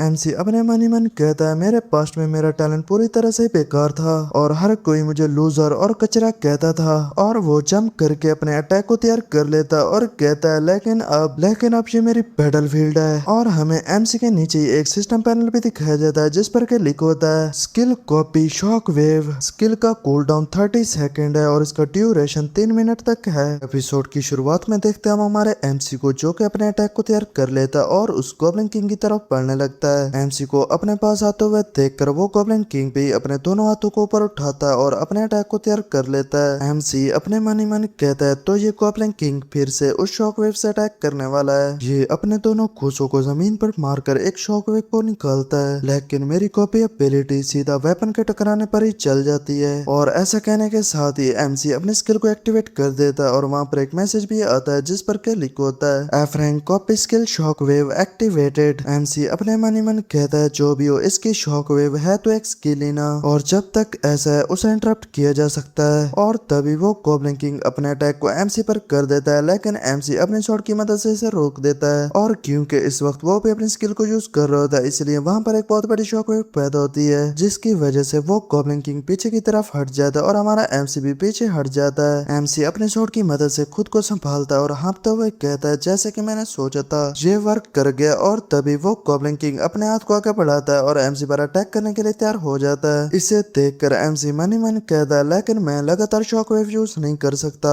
मुझे इसके लिए 30 सेकंड के कूल डाउन के खत्म होने का इंतजार करना होगा। होगा। और जब गॉब्लिन किंग एमसी पर अटैक करने वाला होता है तभी गॉब्लिन किंग के हाथ पर एक अटैक लगता है और ये अटैक जियाओ जुई ने किया होता है। इस अटैक से गॉब्लिन किंग को बहुत ही ज्यादा डैमेज होता है और वो बहुत ही ज्यादा चिल्लाने लगता है और हमें उसका हेल्थ बार भी दिखाया जाता है जो कि बहुत ही ज्यादा कम हो चुका होता है। तभी जियाओ जुई बहुत ही ज्यादा हाँफते हुए कहती है जियाओ लिन मैं और ज्यादा होल्ड नहीं कर सकती, मैं बस अब एक ही और अटैक कर पाऊंगी। और वो मन ही मन सोचते हुए कहती है उसने गॉब्लिन किंग की स्किल को भी इंटरप्ट कर दिया, लेकिन आखिर उसने अपने स्लो स्टैट्स के साथ ये सब कुछ कैसे मैनेज किया। तभी हम उस गॉब्लिन किंग को भी देखते हैं जो कि बहुत ही ज्यादा गुस्से में आ जाता है और वो अपने पीछे एक बड़ा सा पत्थर उठा लेता है। हमें एक सिस्टम पैनल भी दिखाया जाता है जिसमें एमसी की स्किल का कूलडाउन चल रहा होता है और उसमें अभी भी 16 सेकंड रहते हैं। तभी वो गॉब्लिन किंग उस बड़े से पत्थर को उठाकर एमसी को मारने के लिए तैयार हो जाता है। एमसी इसे देखकर मन ही मन सोचते हुए कहता है ये बहुत ही ज्यादा करीब है, मैं इसे अब पूरी तरह से डॉज नहीं कर सकता।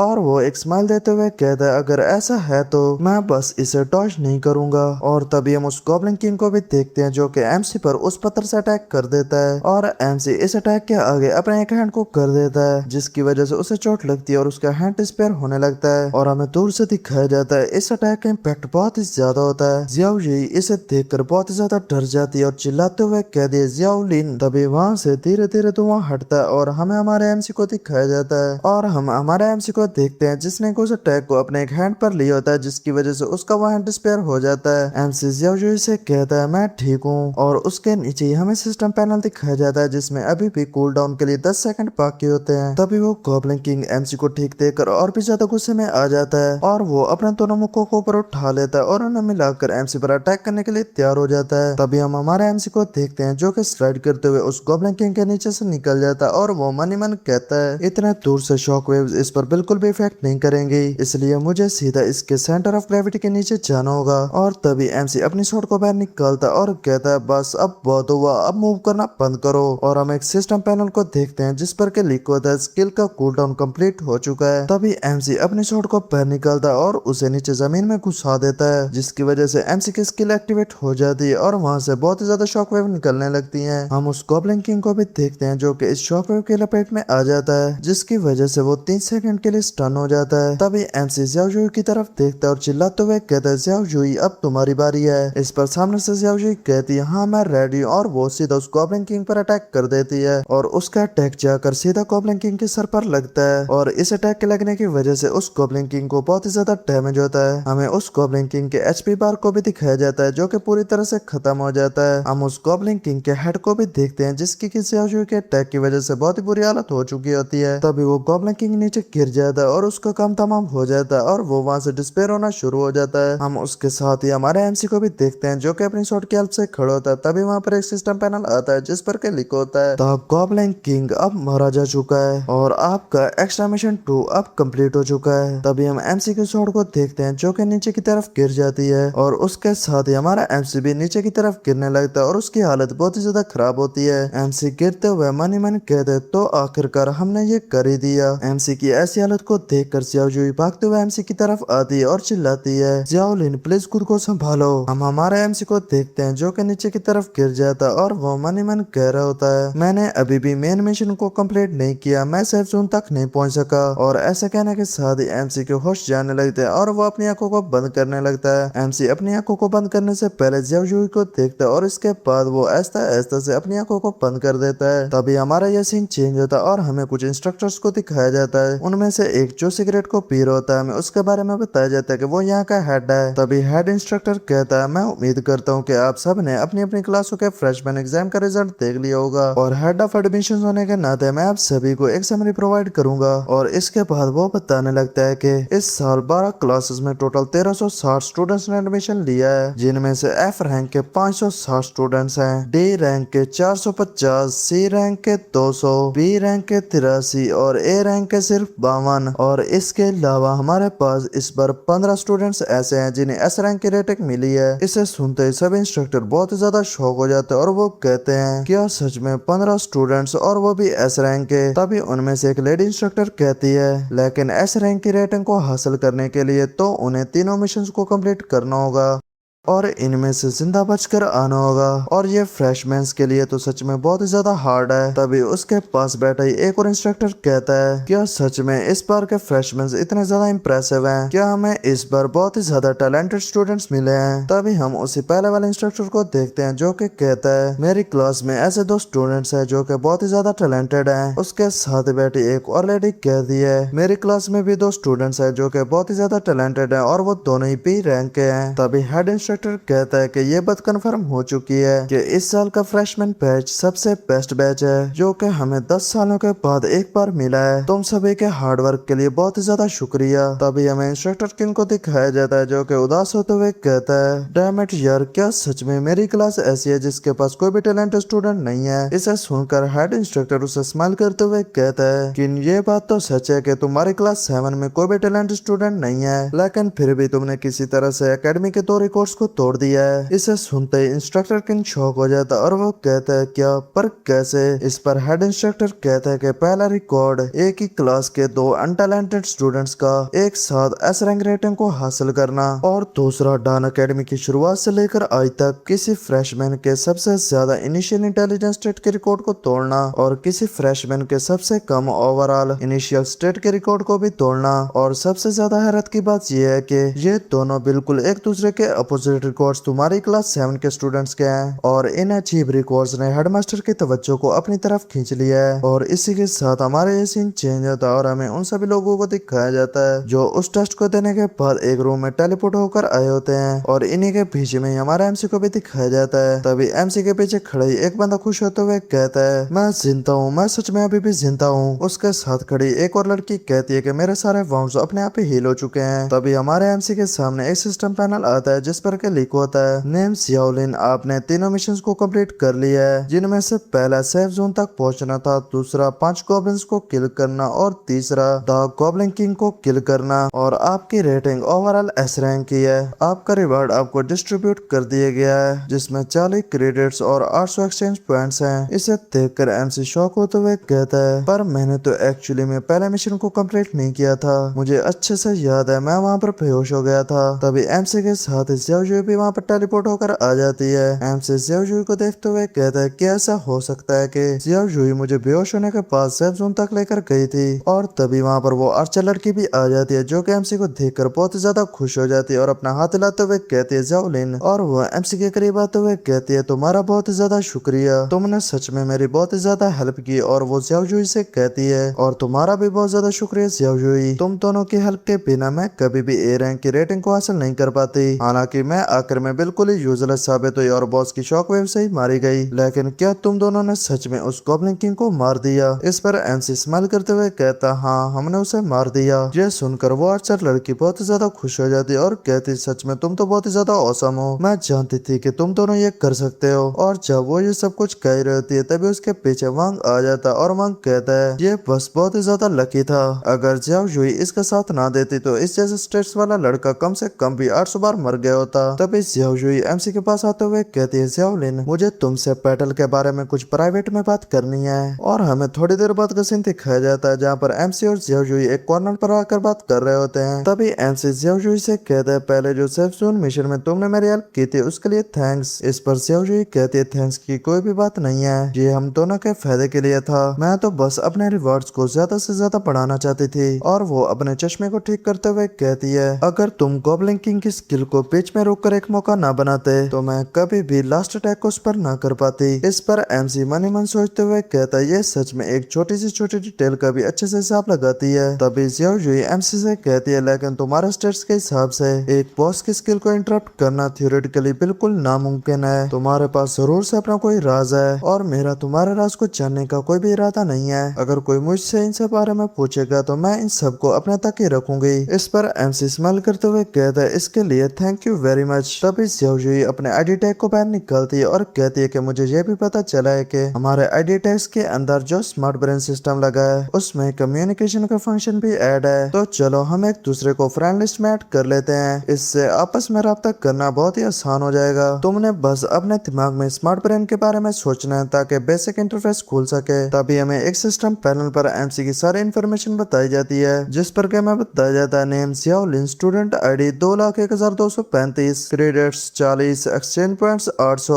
और इनिशियल स्टैट्स में स्ट्रेंथ 2, एजिलिटी 2, इंटेलिजेंस 2 और वाइटलिटी 3। तभी जियाओ युई एमसी से कहती है कि तुम्हारी स्टूडेंट आईडी क्या है। इस पर सामने से एमसी उसे बताता है कि 2,01,235। तभी एमसी की स्क्रीन पर एक नोटिफिकेशन आता है जिस पर के लिख होता है आपको एक फ्रेंड रिक्वेस्ट रिसीव्ड हुई है। Name Xiao Yue, student ID 2,01,107। क्या आप इसको एक्सेप्ट करना चाहेंगे या नहीं। तभी एमसी अपने हाथ को आगे बढ़ाता है और एक्सेप्ट के बटन को दबा देता है और इसी के साथ ही हमारा ये सीन चेंज होता है और हमें इंस्ट्रक्टर किन को दिखाया जाता है। इंस्ट्रक्टर किन कहता है वो सभी लोग जिन्हें एंट्रेंस एग्जाम में एफ रैंक मिला है फौरन एंट्रेंस के पास पहुंचे और एक साथ इकट्ठे हो और बाकी सब लोग बस यहाँ पर खड़े मत रहो, अपने स्मार्ट ब्रेन मैप्स को ओपन करो और सेंट्रल एथलेटिक फील्ड की तरफ जाओ। और तभी उसकी नजर एमसी और जियाओ युई पर जाती है जो कि एक कॉर्नर में खड़े होकर बातें कर रहे होते हैं। इंस्ट्रक्टर किन जियाओ युई को आवाज देते हुए कहते हैं जियाओ युई 1 मिनट के लिए यहाँ आओ। इस पर जियाओ युई इंस्ट्रक्टर किन की तरफ जाने लगती है और कहती है मैं भी आ रही हूँ। तभी हम हमारे एमसी को देखते हैं जो कि अपने स्मार्ट ब्रेन की हेल्प से मैप को ओपन कर लेता है और वो मन ही मन कहता है एथलेटिक फील्ड और वो सोचते हुए कहता है अगर मैं पब्लिक क्लासरूम एरिया से जाता हूँ तो मुझे कोर्ट यार्ड को क्रॉस करना पड़ेगा। और वो जियाओ युई के बारे में सोचते हुए कहता है क्या इंस्ट्रक्टर किन ने उसे खास तौर पर उसके एस रेटिंग की वजह से बुलाया है या फिर उन्होंने कुछ और ही नोटिस किया है।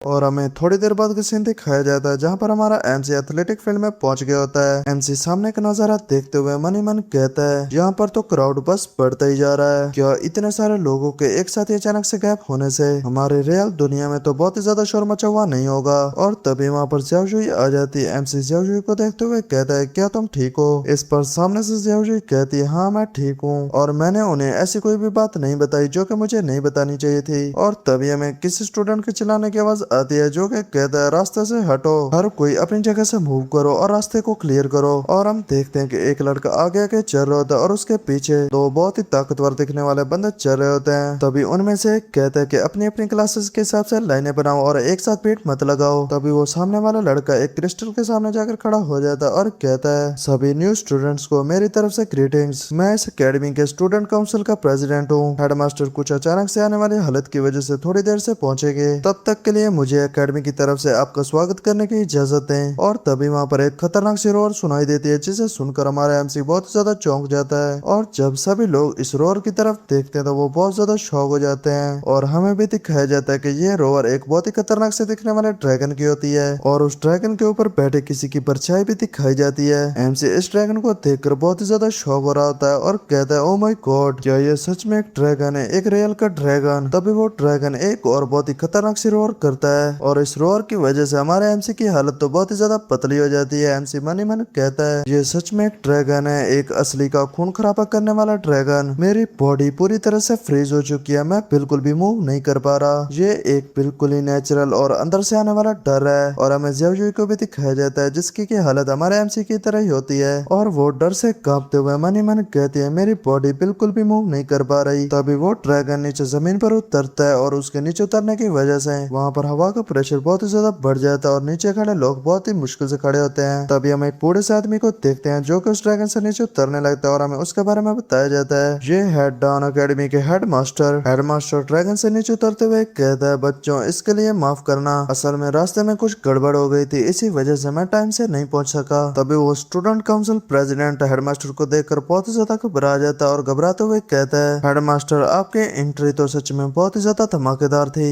इस पर सामने से हेडमास्टर चिल्लाते हुए कहता है धमाकेदार, आखिर तुम्हारा इससे क्या मतलब है? तुम्हें क्या लगता है कि मैं इस बड़े से लिजर्ड पर बैठकर इसलिए आया हूँ ताकि मैं कुछ शो ऑफ कर सकूं? मैं अभी वहाँ से बहुत ही तेजी से यहाँ पर वापस आया हूँ, मेरे पास टाइम बहुत ही ज्यादा कम था इसलिए मुझे इस चीज पर बैठकर आना पड़ा ताकि मैं टाइम पर पहुंच सकूं। इसे पता था कि जैसे ही हम इस दुनिया में क्रॉस करेंगे ये पागल हो जाएगा। इसकी इतनी हिम्मत के इसने मेरे स्टूडेंट्स को डरा दिया। और वो उस ड्रैगन से कहता है अगर तुमने दोबारा से करने की कोशिश की तो मैं तुम्हारी खाल को उतार कर तुम्हें एक सोफा बना दूंगा। हम उस ड्रैगन को भी देखते हैं जिसके के इन बातों को सुनकर पसीने छूट रहे होते हैं। तभी हम हमारे एमसी को देखते हैं जो कि मन ही मन सोचते हुए कहता है तो ये है इस एकेडमी का हेडमास्टर, अकेला एक इंसान जिसके पास मेरी एकेडमिक प्रोडिजी टैलेंट को देखने की अथॉरिटी है। तभी हेडमास्टर कहता है कि मैंने इस बैच के फ्रेशमैन एंट्रेंस एग्जाम का रिजल्ट देख लिया है, आप सभी की काबिलियत काफी अच्छी है। और तभी उसकी नजर हमारे एमसी पर पड़ती है, हमारा एमसी भी उसकी नजर को देखकर चौंक जाता है। हेडमास्टर अपने स्टाफ को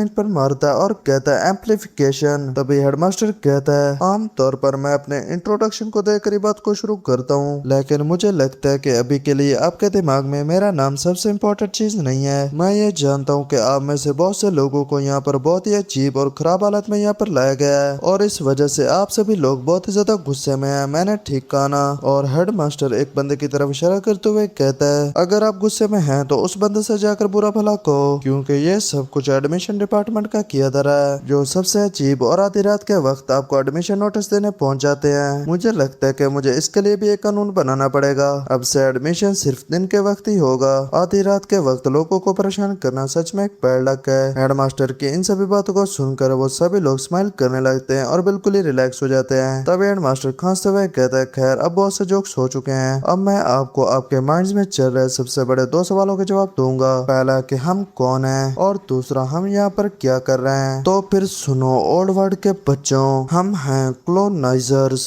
इस दुनिया को जहाँ पर आप सभी मौजूद हैं इसे प्लेनेट नॉर्मा कहा जाता है और इसे न्यू वर्ल्ड के नाम से भी जाना जाता है। हम डान अकेडमी का आखिरी और असली मकसद सिर्फ आप सभी को क्लोनाइजर्स के सबसे इलाइट वैनगार्ड बनाना है और नॉर्मा ही वो न्यू वर्ल्ड है जहाँ पर हम सभी जा रहे हैं। जिस दुनिया के लिए हम सभी लड़ेंगे ये वो टेरिटरी है जिसको आप आने वाले वक्त में कन्कर करेंगे। हेडमास्टर आके कहता है तुम सभी की आम और बोरियत भरी जिंदगी उसी पल खत्म हो गई थी जब तुमने इस एकेडमी का एडमिशन लेटर खोला था। आज के बाद से तुम में से कुछ लोग बदल कर बड़े जनरल्स बनेंगे जो पूरी फौज को संभालेंगे और नए इलाकों पर कब्जा करेंगे। कुछ लोग आगे चलकर ग्रैंड मेजिस बनेंगे जो जादुई ताकतों को पूरी तरह से अपने कब्जे में कर लेंगे और कुछ शहर से इस नए जमाने के नए रूलर्स बनेंगे जो इस नई दुनिया के नए कानून लिखेंगे। और वो बहुत ही जोश के साथ कहता है पावर, नॉलेज, अथॉरिटी और यहाँ तक कि इमॉर्टलिटी इस न्यू वर्ल्ड के पास तुम्हें देने के लिए वो सब कुछ है जो कि तुम्हें चाहिए। हेडमास्टर की इन सभी बातों को सुनकर सभी लोग बहुत ही ज्यादा खुश हो रहे होते हैं और आपस में इस बारे में बातें कर रहे होते हैं। और तभी हेडमास्टर कहता है आखिर में मैं अब एक नए कानून का ऐलान करने जा रहा हूँ। पुराने कानून के मुताबिक फ्रेशमैन्स को इस न्यू वर्ल्ड में कदम रखने पर सख्ती से मना था, लेकिन अब से तुम्हारे इस बैच से एक नया बदलाव किया जा रहा है। फ्रेशमैन एग्जाम्स में जो 3 टॉप रैंकर्स होंगे उन्हें इस न्यू वर्ल्ड में सबसे पहले जाने की इजाजत दी जाएगी। ये सुनकर स्टूडेंट काउंसिल प्रेसिडेंट बहुत ही ज्यादा हैरान हो जाता है और घबराते हुए कहता है पर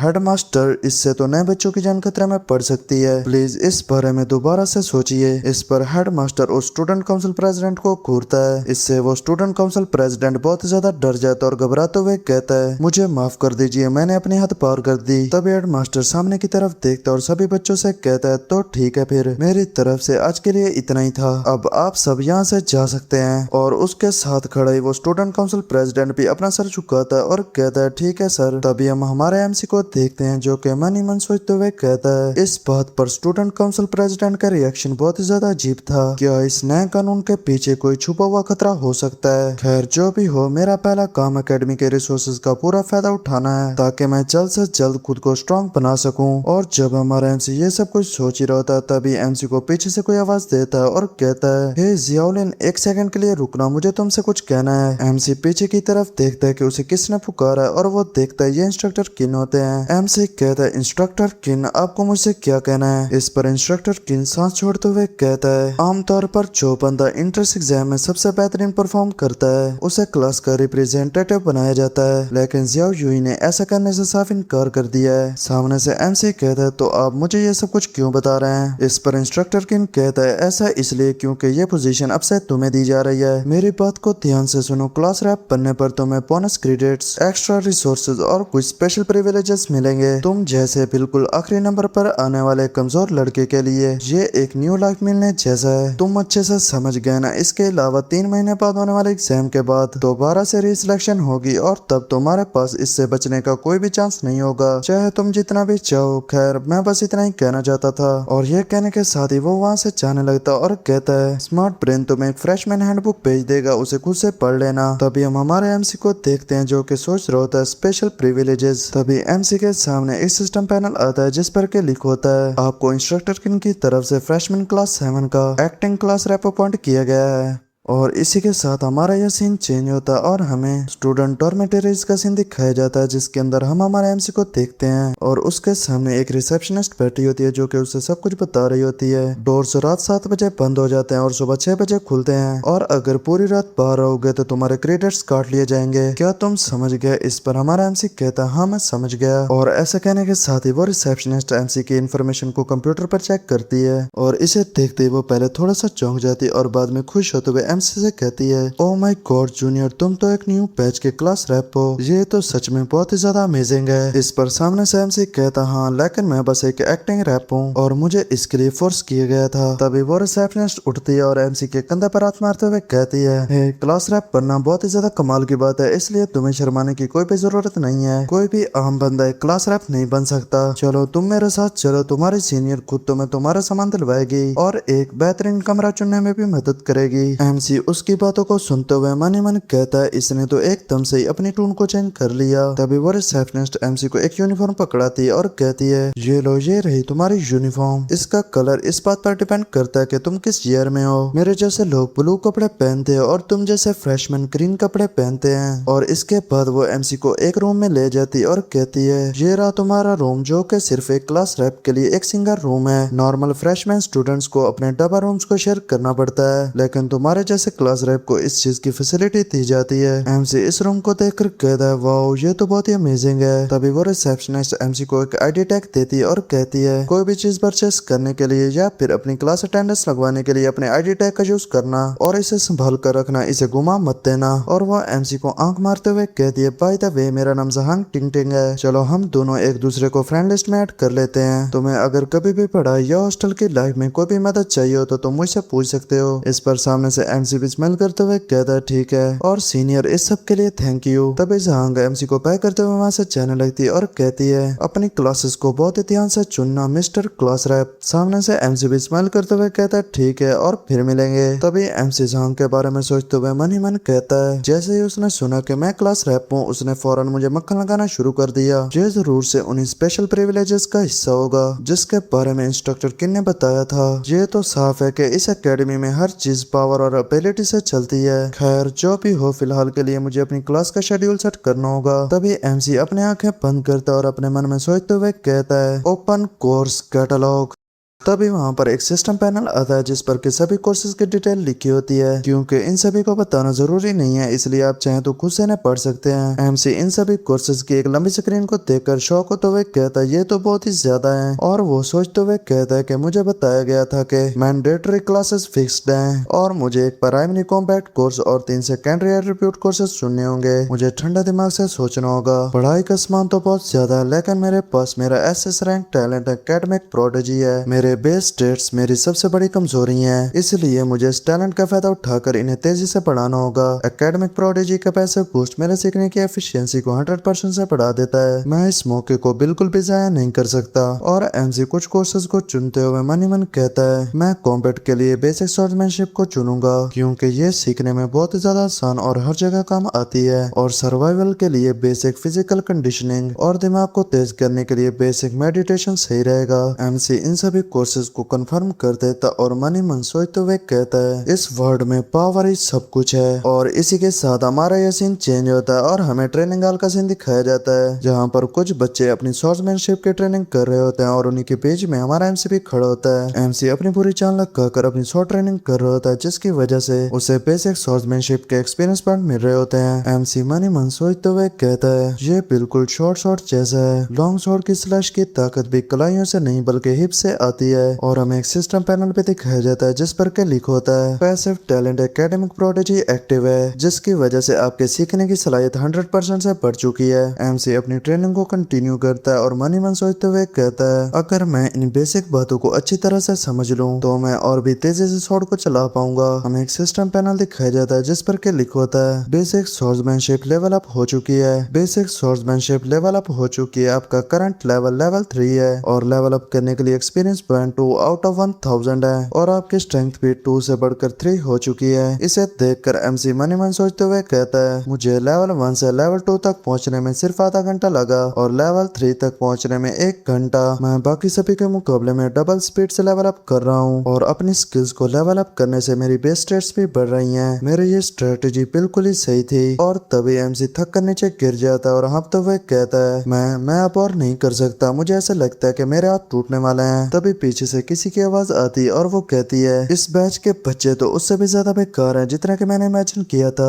आखिर तुमने इतने घटिया स्टेमिना के साथ मेरी क्लास में आने की हिम्मत कैसे की? और हमें ये सब कहने वाली इस लड़की को भी दिखाया जाता है जिसके बारे में हमें बताया जाता है कि इसका नाम चेंग ना है और ये 3rd ईयर के बेसिक स्वॉर्ड्समैनशिप सीखने वाले स्टूडेंट्स की सब्स्टिट्यूट टीचर है। तभी चेंग ना गुस्से से कहती है, तुम सभी मेरी बात गौर से सुनो, जब तक तुम सभी अपनी बेसिक स्वॉर्ड्समैनशिप की प्रोफिशिएंसी को लेवल 3 तक नहीं ले जाते तब तक कोई भी इस क्लास से बाहर नहीं जाएगा। इस पर वहाँ खड़ा एक लड़का बहुत ही नर्वस होते हुए कहता है, यस मैम। और हम दूसरे लड़के को देखते हैं जो कि रोने लगता है और कहता है, अगर मुझे ये पहले से पता होता कि ये औरत एक चुड़ैल है तो मैं कभी भी बेसिक स्वॉर्ड्समैनशिप को नहीं चुनता। तभी वहाँ पर खड़ी एक और लड़की कहती है, बेसिक स्वॉर्ड्समैनशिप को लेवल 1 से लेवल 2 तक ले जाने के लिए हमें लगातार 3 से 4 घंटे तक स्वॉर्ड को चलाना पड़ता है। हम कोई भी सुपर ह्यूमन नहीं है, हम भला ये कैसे कर सकते हैं? तभी हम एमसी को देखते हैं जो कि चेंगना के पास जाते हुए कहता है, सीनियर चेंगना, मेरी स्किल आपकी डिमांड के मुताबिक पहले लेवल 3 तक पहुंच चुकी है और मेरे शेड्यूल के मुताबिक मेरी बेसिक मेडिटेशन क्लास शुरू होने वाली है। क्या मैं अगली क्लास में जाने के लिए यहाँ से जल्दी निकल सकता हूँ? चेंगना ये सुनकर बहुत ही ज्यादा हैरान हो जाती है और वो गुस्से से एमसी से कहती है, स्कूल के पहले दिन पहली क्लास में अभी 2 घंटे भी नहीं हुए और तुम मुझसे कह रहे हो कि तुम्हारी बेसिक स्वॉर्ड्समैनशिप पहले लेवल 3 तक पहुंच चुकी है? और वो एमसी के करीब आते हुए कहती है, क्या तुम मुझसे मजाक कर रहे हो? हम एमसी को भी देखते हैं जो कि ये सब सुनकर थोड़ा सा नर्वस हो रहा होता है। चेंगना कहती है, तुम्हारा नाम ज़्याओलिन है, मैंने ठीक कहा ना? तुम वही सिंगल डिजिट स्टेट्स वाले लकी लड़के हो जिसने अपनी टीममेट के सारे इंटरेस्टिंग एग्जाम में एस रैंक की रेटिंग हासिल की थी। अगर तुम्हें क्लास को बंक ही करना है तो कम से कम कोई ढंग का बहाना तो बनाओ। और वो मन ही मन सोचते हुए कहती है, लेवल 3? क्या इसे ऐसा लगता है कि ये मेरा पहली बार है जब मैं फ्रेशमैन को टीच कर रही हूँ? एमसी कहता है, मेरा स्टेटस पैनल इस बात का सबूत है, अगर आपको मुझ पर यकीन नहीं है तो आप खुद से उसे चेक कर सकती हैं। इस पर चेंगना स्माइल करते हुए कहती है, अच्छा तो मैं स्टेटस पैनल को चेक करूं? और ऐसा कहते ही वो सीरियस होते हुए अपने ऑरे को रिलीज करती है। तभी हमारे एमसी को एक सिस्टम पैनल दिखता है जिस पर के लिखा होता है, वार्निंग सब्स्टिट्यूट टीचर, चेंगना ने एडवांस टीचिंग प्रिविलेजेस एक्टिवेट करने की रिक्वेस्ट की है। डायरेक्ट कॉम्बैट सिमुलेटर इनिशियलाइज हो रहा है, स्टूडेंट्स प्लीज अपने आप को इसके लिए प्रिपेयर कर लें। हम हमारे एमसी को देखते हैं जो कि ये सब देखकर बहुत ज्यादा शौक हो जाता है और वो मन ही मन कहता है, आखिर ये सब कुछ क्या चल रहा है? तभी हम चेंगना को देखते हैं जो कि बैटर मोड में आ गई होती है और वो स्माइल करते हुए कहती है, बोरिंग से डेटे को देखने के बजाय मैं इसे एक्चुअल कॉम्बैट में देखना ज्यादा पसंद करूंगी। और हम देखते हैं इस जगह पर एक अरीना बन जाता है जिसमें हमारा एमसी और चेंगना खड़ी होती है और वहाँ पर एक सिस्टम पैनल भी आता है जिस पर के लिखा होता है, ओमनी डायरेक्शनल कॉम्पैक्ट सिमुलेटर में आपका स्वागत है।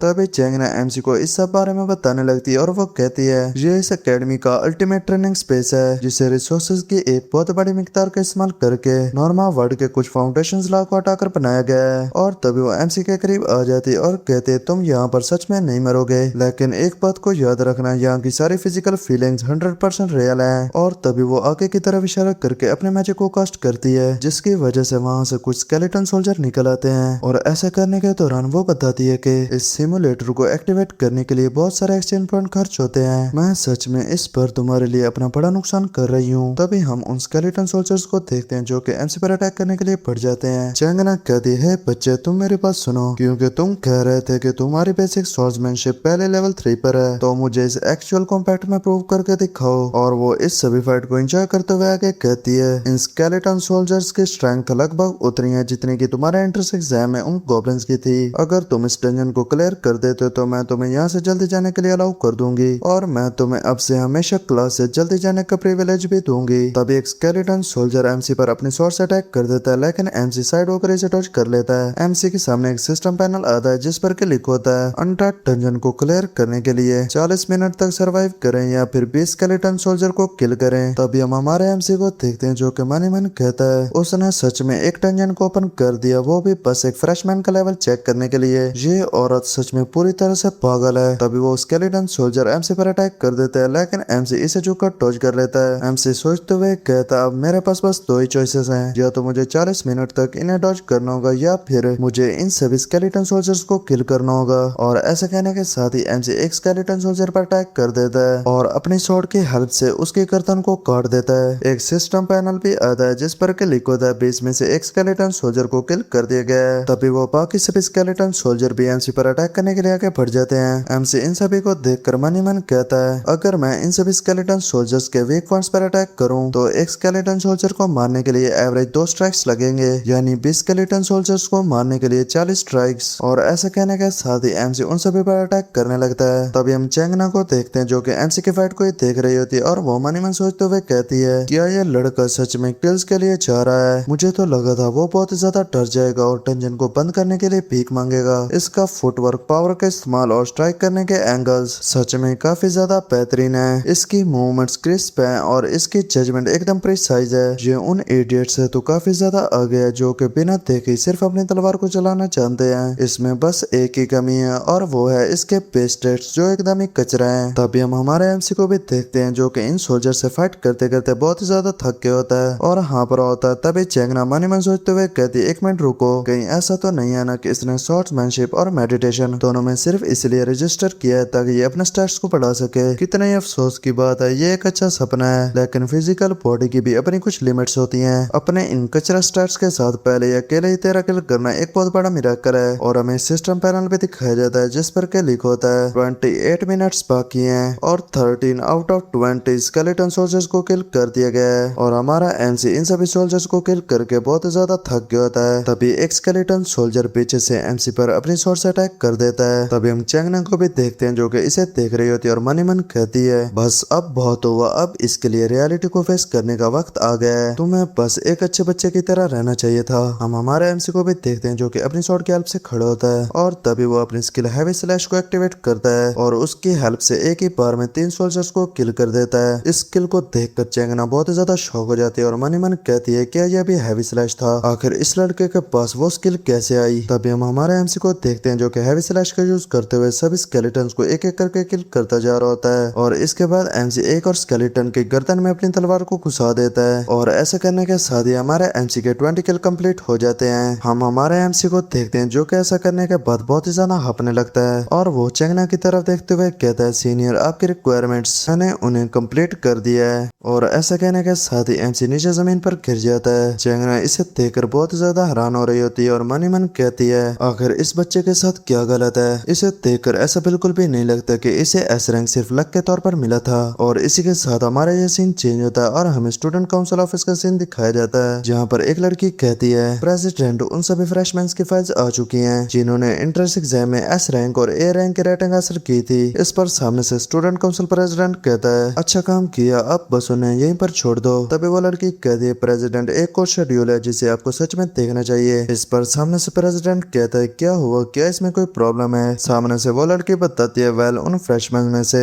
एक का कोर्स सिलेक्शन सच में बिल्कुल पागलपन जैसा है। वो शेड्यूल को प्रेसिडेंट की तरफ करती है और कहती है आप खुद इसे देख सकते हैं। इस फ्रेशमैन का नाम जियाओ लिन है और इसने कॉलेज के लगभग हर एक सिंगल क्लास के लिए रजिस्टर कर दिया है। जो सुनते ही वो प्रेसिडेंट बहुत ज्यादा शॉक हो जाता है और अपनी जगह से उठते हुए कहता है क्या तुमने अभी क्या कहा, उसने क्या किया। और गाइस इसी के साथ हमारा ये पार्ट यहीं पर खत्म होता है। मैं बहुत जल्द इसका नेक्स्ट पार्ट भी अपलोड कर दूंगा जो कि इससे भी ज्यादा मजे का होने वाला है। तो अगर आप उस वीडियो को मिस नहीं करना चाहते तो चैनल को जरूर से सब्सक्राइब कर दीजिए और हाँ वीडियो को लाइक करना मत भूलिएगा क्योंकि आपके ऐसा करने से मुझे मोटिवेशन मिलता है और मुझे पता चलता है कि आपको ये मानवा कितनी ज्यादा पसंद आ रही है। मिलते हैं आपसे बहुत जल्द नेक्स्ट वीडियो के साथ।